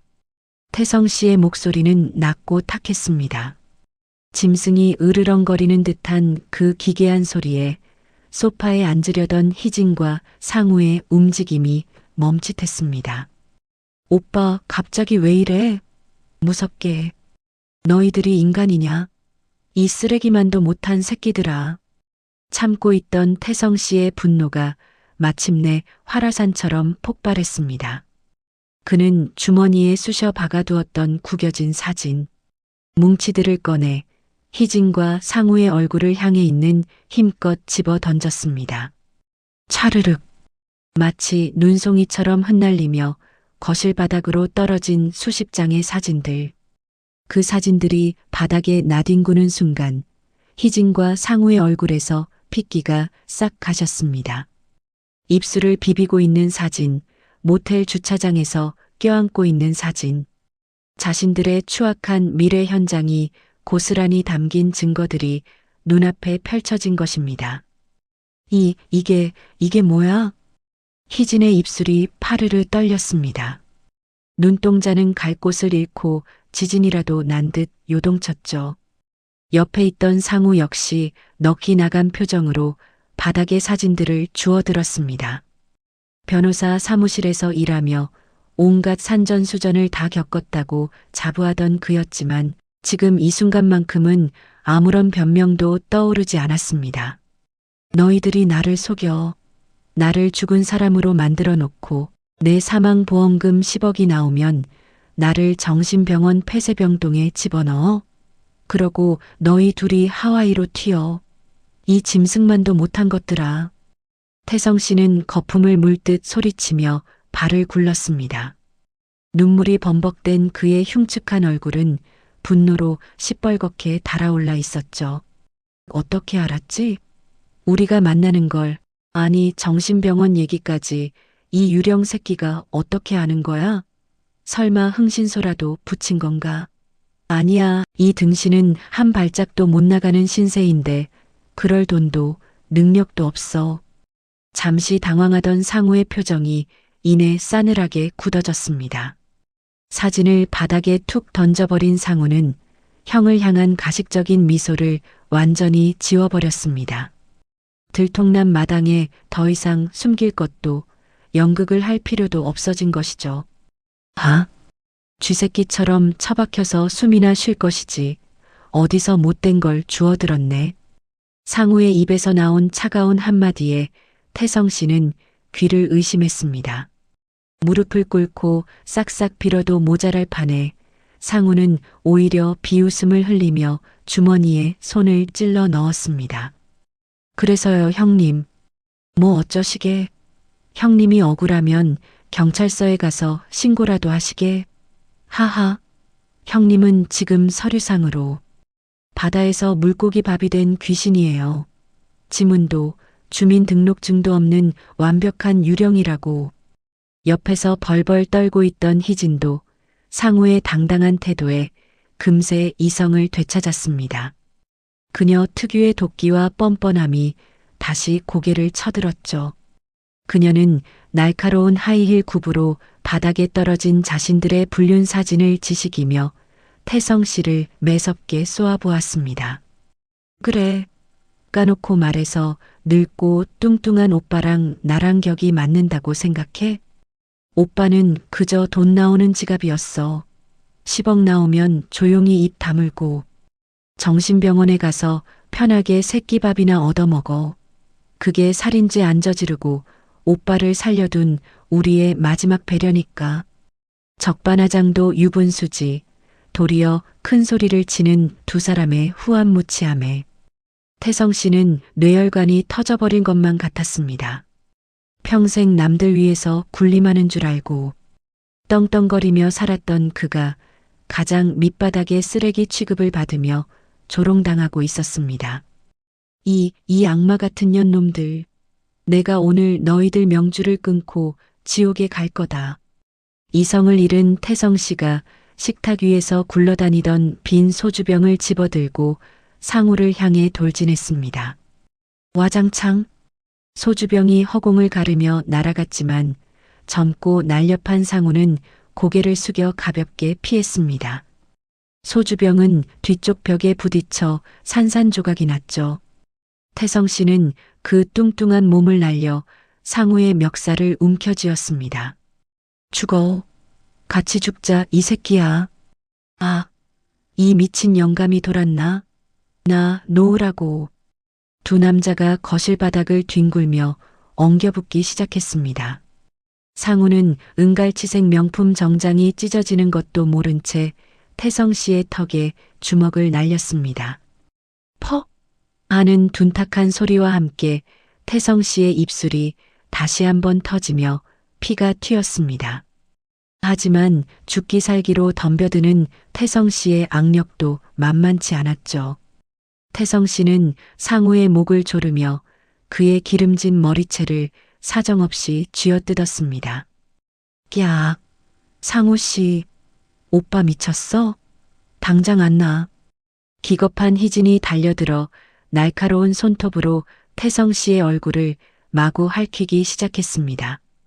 순식간에 별장 거실은 아수라장이 되었습니다. 바닥에 널브러져 있던 전날 배달 음식에 짬뽕 국물과 남은 초고추장통이 뒤집히며 세 사람의 몸과 비싼 옷 위로 시뻘건 양념들이 처참하게 튀었습니다. 서로의 침과 땀, 핏물과 양념장이 뒤범벅된 그들의 개싸움은 차마 눈뜨고 보기 힘들 만큼 우스꽝스럽고도 비참했습니다.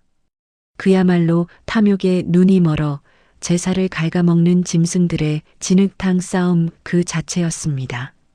까이고 배야. 영화보다 더 재밌네. 평생 우아한 척, 잘난 척하던 쓰레기들이 초고추장을 뒤집어 쓰고 바닥을 구르는 꼴이라니. 우리 동네 누렁이도 저것들보단 점잖게 싸우겠다. 안방 문틈으로 이 모든 광경을 지켜보던 미숙 씨는 입을 틀어막고 터져나오는 실소를 꾹 참았습니다. 김탐정 역시 휴대폰으로 이 명장면을 하나도 빠짐없이 영상으로 담으며 킥킥대고 있었죠. 거실의 난투극은 서서히 체력의 한계에 다다르고 있었습니다. 매일 산낙지나 뜯어먹으며 누워만 있던 태성 씨가 젊고 독이 오른 상우를 당해낼 리 없었죠. 퍽! 상우의 무릎이 태성 씨의 복부를 강하게 올려쳤습니다. 크윽! 태성 씨는 배를 움켜쥔 채 새우처럼 몸을 둥글게 말고 바닥에 쓰러졌습니다. 숨을 헐떡이며 얼굴이 피투성이가 된 채 앓는 소리를 냈죠. 상우 역시 넥타이가 찢어지고 얼굴엔 손톱 자국이 선명했지만 승리자의 미소를 지으며 거친 숨을 몰아쉬었습니다. 희진은 흐트러진 머리를 쓸어 올리며 쓰러진 태성 씨를 발로 툭툭 찼습니다. 그러게 진작에 주제 파악을 했어야지. 유령이면 유령답게 죽은 듯이 가만히 있으라니까? 상우 씨, 이거 안 되겠다. 당장 내일 그 정신병원 원장한테 연락해서 이 인간 데려가라고 해.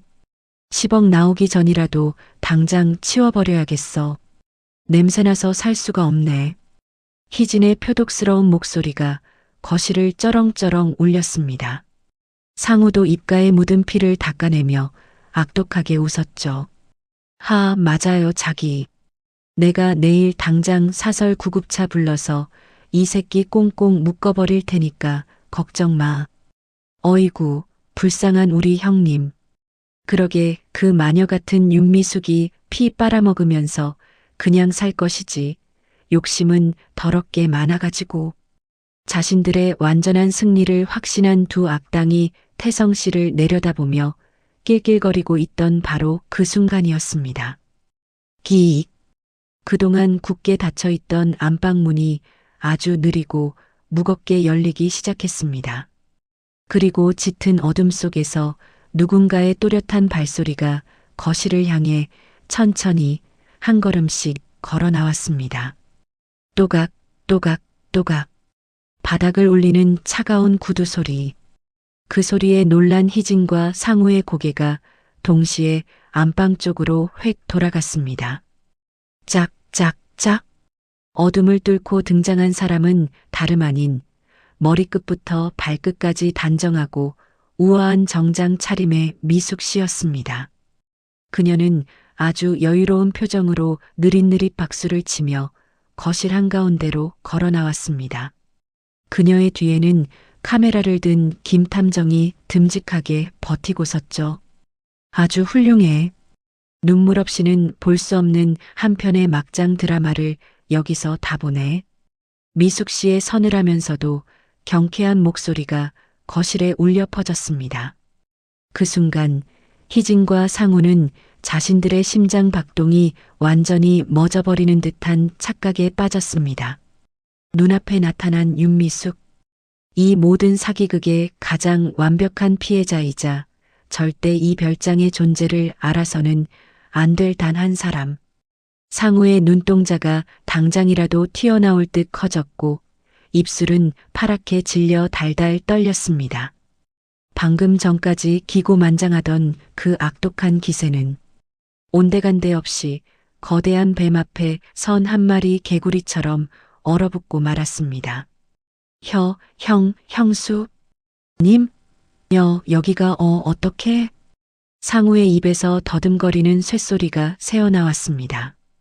희진 역시 너무 놀란 나머지 뒤로 한 걸음 물러서다 바닥에 엎질러진 짬뽕 국물을 밟고 엉덩방아를 찧었습니다. 미숙 씨는 바닥에 쓰러져 자신을 올려다보는 세 마리의 처참한 쥐떼들을 차례대로 굽어보았습니다. 남편 태성, 시동생 상우, 그리고 내연녀 희진. 평생을 자신을 기만하고 돈을 뜯어내려 했던 기생충 같은 인간들이 서로의 피와 오물을 뒤집어 쓴 채 벌벌 떨고 있었습니다. 미숙 씨의 입가에 피어오른 미소는 그 어느 때보다 아름답고도 잔인했습니다. 왜 다들 귀신이라도 본 표정들이야? 하긴 5년 동안 바닷속에 가라앉아 있던 그 썩어빠진 진실이 제 발로 걸어 나왔으니 심장이 오그라들기도 하겠지. 미숙 씨는 핸드백에서 반듯하게 접힌 서류 봉투 하나를 꺼내 식탁 위에 탁 소리가 나게 올려놓았습니다. 그 소리는 마치 사형 선고를 알리는 판사의 판사봉 소리처럼 거실에 무겁게 울려 퍼졌습니다. 과연 미숙 씨가 꺼내놓은 저 서류의 정체는 무엇일까요? 그리고 쥐덫에 갇혀버린 이 3명의 사기꾼들은 앞으로 닥쳐올 미숙 씨의 진짜 복수국 앞에서 어떤 최후를 맞이하게 될까요? 숨막히는 파국의 끝자락이 눈앞으로 다가왔습니다. 식탁 위에 놓인 누런 서류 봉투 하나. 그 얄팍한 종이 뭉치가 내는 파열음은 세 사람의 귓가에는 마치 거대한 천둥 소리처럼 울려 퍼졌습니다. 짬뽕 국물과 초고추장을 뒤집어 쓴 채 엉망진창이 된 희진, 상우, 그리고 태성 씨는 약속이나 한 듯 숨을 죽였습니다. 별장 거실에는 째깍거리는 벽시계 소리만 기괴하게 맴돌고 있었죠. 미숙 씨는 한치의 흐트러짐도 없는 꼿꼿한 자세로 식탁 의자를 빼고 앉았습니다.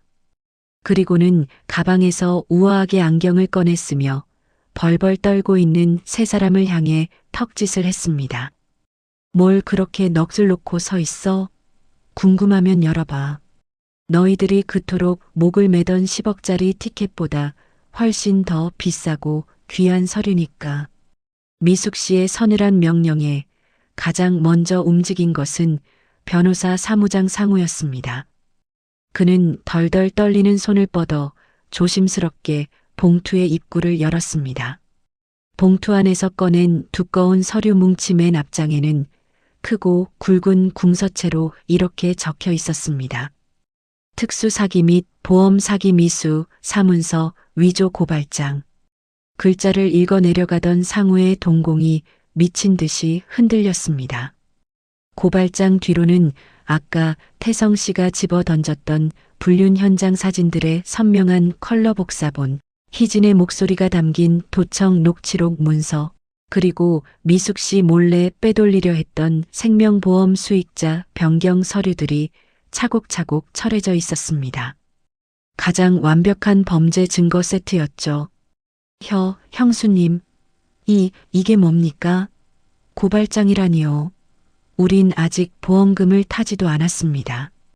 이건 그냥 가족끼리 장난친 건데. 상우는 하얗게 질린 입술을 달싹거리며 가짜는 법 지식을 들먹이기 시작했습니다. 제가 법률 전문가잖습니까? 돈이 안 넘어왔으니 사기가 성립 안 될 수도 있어요. 우리끼리 조용히 합의를 보면. 아베, 미숙 씨가 코웃음을 치며 상우의 말을 싹둑 잘랐습니다. 변호사 가방 못지나 하던 놈이 어디서 얄팍하게 법을 들먹여? 내가 내 도장 훔쳐서 실종 선고 서류 위조하려던 거 변호사 협회랑 경찰서에 이미 다 넘겼어. 넌 이제 변호사 사무장은커녕 평생 정가자 꼬리표 달고 노가다나 뛰어야 할 거다. 미숙 씨의 팩트 폭격에 상우는 다리에 힘이 풀려 털썩 주저앉고 말았습니다. 돈과 명예를 다 잃게 생겼다는 공포에 그의 기름진 얼굴이 처참하게 일그러졌죠. 그때 옆에서 눈치를 보던 희진이 갑자기 무릎을 꿇고 미숙 씨를 향해 기어오기 시작했습니다. 그녀 특유의 콧소리는 온데간데없고 마치 살려달라고 애원하는 불쌍한 어린양 같은 표정을 지어 보였습니다. 형님, 아니, 미숙 언니. 언니 오해야. 내가 혼자 꾸민 게 아니야. 저 오빠가 빚을 못 갚겠다고 차라리 죽어버리겠다며 나한테 매달린 거야. 나는 불쌍해서 좀 숨겨준 죄밖에 없어. 보험금? 나 그런 거 몰라. 다 저기 저상우 씨가 혼자서. 이 뱀 같은 년이 지금 누구한테 독박을 씌워. 희진의 뻔뻔한 꼬리 자르기에 넋이 나가 있던 상우가 악을 쓰며 달려들었습니다. 상우는 희진의 화려한 머리채를 휘어잡았고 희진 역시 지지 않고 상우의 얼굴에 매운 손톱을 세웠습니다. 방금 전까지 하와이를 꿈꾸며 달콤한 와인을 마시던 불륜. 남녀는 이제 서로에게 죄를 뒤집어 씌우기 위해 원수처럼 물어뜯기 시작했습니다. 그 기가 막힌 난투극을 지켜보던 태성 씨. 죽은 사람 행세를 하며 5년을 버텼건만 결국 아내에게 들통나고 내연녀와 사촌 동생에게는 배신당한 자신의 처지가 너무나도 비참했습니다. 그는 무릎을 꿇은 채 미숙 씨의 치맛자락을 조심스럽게 부여잡았습니다. 여보, 미숙아, 내가 다 잘못했어. 내가 저것들 꼬임에 넘어가서 잠시 눈이 멀었었나 봐. 나 한 번만 용서해줘. 당신이 경찰서에 그 서류만 안 넘기면 나 남은 평생 당신 가게에서 파 썰고 마늘 까면서 개처럼 일할게. 나 진짜 감옥 가기 싫어. 흑흑. 눈물 콧물에 짬뽕 국물까지 범벅이 된 태성 씨가 엉엉 소리 내어 울기 시작했습니다. 평생 허세를 부리며 남들 위해서 군림하려던 남편의 그 찌질하고 초라한 모습. 미숙 씨는 그 모습을 내려다보며 아주 깊은 한숨을 내쉬었습니다. 그래, 이게 내가 30년 넘게 하늘처럼 모시고 살았던 내 남편의 진짜 민낯이었어. 가엾지도 불쌍하지도 않아. 그저 저런 쓰레기를 안고 살아온 내 지난 세월이 억울해서 눈물이 날 뿐이지. 미숙 씨는 태성 씨의 손을 차갑게 뿌리쳤습니다. 내 옷에 더러운 손 대지 마. 당신은 5년 전에 바다에서 나를 버렸어. 당신이 친 그 치졸한 장난 때문에 나는 새벽부터 밤까지 뼈가 부서지라 일해서 당신 빚을 갚았다고.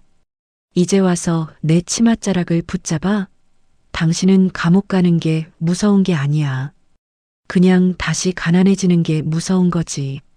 미숙 씨의 단호하고 날카로운 일침에 태성 씨는 더 이상 변명조차 하지 못하고 고개를 푹 숙였습니다. 바로 그때였습니다. 에엥.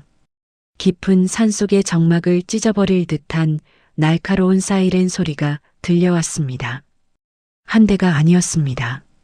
여러 대의 경찰차가 요란한 불빛을 번쩍이며 별장 마당으로 들이닥치는 소리였죠.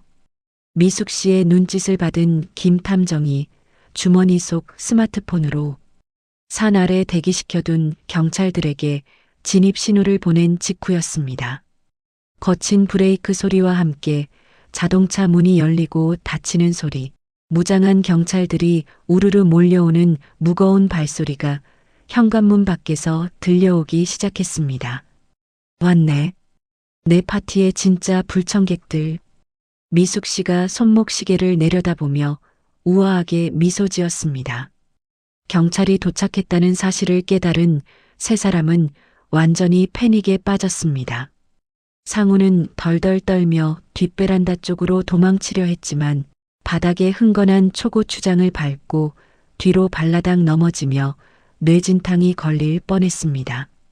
희진은 화장실로 숨으려다 문고리를 잡고 주저앉아 오줌을 지리고 말았죠. 쾅, 쾅, 쾅. 경찰입니다. 당장 문 여세요. 김 탐정이 재빨리 현관문을 열어주자 제복을 입은 건장한 경찰 대여섯 명이 거실로 들이닥쳤습니다. 피와 음식물이 뒤섞인 아수라장 같은 거실 풍경에 경찰들조차 흠칫 놀라는 눈치였습니다. 박태성, 차희진, 박상우 씨, 당신들을 특수사기 및 생명보험 사기 미수 혐의로 긴급 체포합니다. 당신들은 묵비권을 행사할 수 있고 변호사를 선임할 권리가 있으며 담당 형사가 미란다 원칙을 또박또박 읊는 동안 경찰들은 반항할 힘조차 잃은 세 사람의 손목에 차가운 수갑을 채웠습니다. 찰칵, 찰칵, 찰칵. 그 금속성 파열음은 미숙 씨에게 그 어떤 교향곡보다 아름답고 통쾌하게 들렸습니다. 태성 씨는 수갑이 채워진 채 바닥에 질질 끌려가면서도 끝까지 미숙 씨를 향해 고개를 돌렸습니다. 미숙아, 여보, 제발, 제발 나 좀 살려줘. 나 진짜 들어가면 죽어. 미숙아. 돼지 멱다는 소리처럼 울부짖는 남편의 절규를 들으며 미숙 씨는 천천히 자리에서 일어났습니다.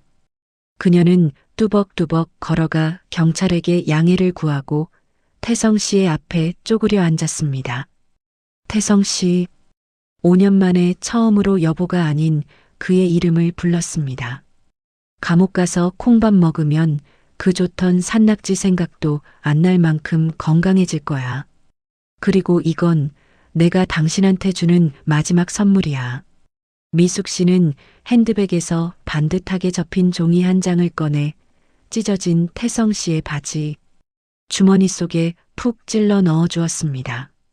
그것은 미숙 씨의 인감 도장이 아주 선명하고 깔끔하게 찍혀 있는 협의 이혼 의사 확인서였습니다. 5년 전 태성 씨가 빚을 피해 바다로 도망치기 직전 미숙 씨가 집어 던졌던 바로 그 이혼 서류였죠. 이혼 서류를 확인한 태성 씨의 두 눈에서 마지막 절망의 눈물이 툭 떨어졌습니다. 이제 그는 돈도 가족도 자유도 없는 완벽한 빈털터리가 되었습니다. 스스로 파놓은 무덤에 아주 완벽하게 생매장당한 것이죠. 경찰들에 의해 세 사람이 짐짝처럼 순찰차에 실려가는 모습을 미숙 씨와 김 탐정은 별장 현관에 서서 조용히 지켜보았습니다. 멀어지는 사이렌 소리가 산속의 어둠 속으로 완전히 사라질 때까지 미숙 씨는 한참을 그 자리에 서 있었습니다. 사장님, 이제 속이 좀 후련하십니까? 김 탐정이 조심스럽게 묻자 미숙 씨는 크게 심호흡을 하며 밤하늘을 올려다보았습니다. 후련하다마다 내 인생의 가장 크고 악취나던 쓰레기 분리수거가 드디어 끝났어. 지난 5년 동안 가슴을 짓누르던 커다란 돌덩이가 쑥 빠져나간 기분이야. 미숙 씨의 얼굴에 마침내 티 없이 맑고 환한 웃음이 번졌습니다. 탐정님, 수고 많았어요. 우리 가게로 갑시다. 내가 오늘 수고비 넉넉히 얹어줄 테니까 내일 아침엔 푹 쉬고 모레부터 겉절이나 한 통 얻어먹으러 와요. 미숙 씨는 뒤도 돌아보지 않고 씩씩하게 걸음을 옮겼습니다. 산속의 차가운 밤 공기가 그녀의 뺨을 스쳤지만 그것은 시리기는커녕 아주 상쾌하고 달콤하게 느껴졌습니다. 거짓말은 바다 밑바닥에 영원히 가라앉는 법이 없습니다. 언젠가는 진실이라는 파도에 밀려 수면 위로 둥둥 떠오르기 마련이니까요. 스스로를 속이고 타인을 기만한 자들의 말로는 이처럼 냄새나고 처참한 진흙탕일 뿐입니다.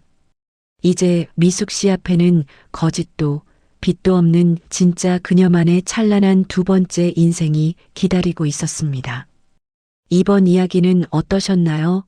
더 좋은 이야기로 찾아뵐 테니 구독, 알림, 좋아요 부탁드려요.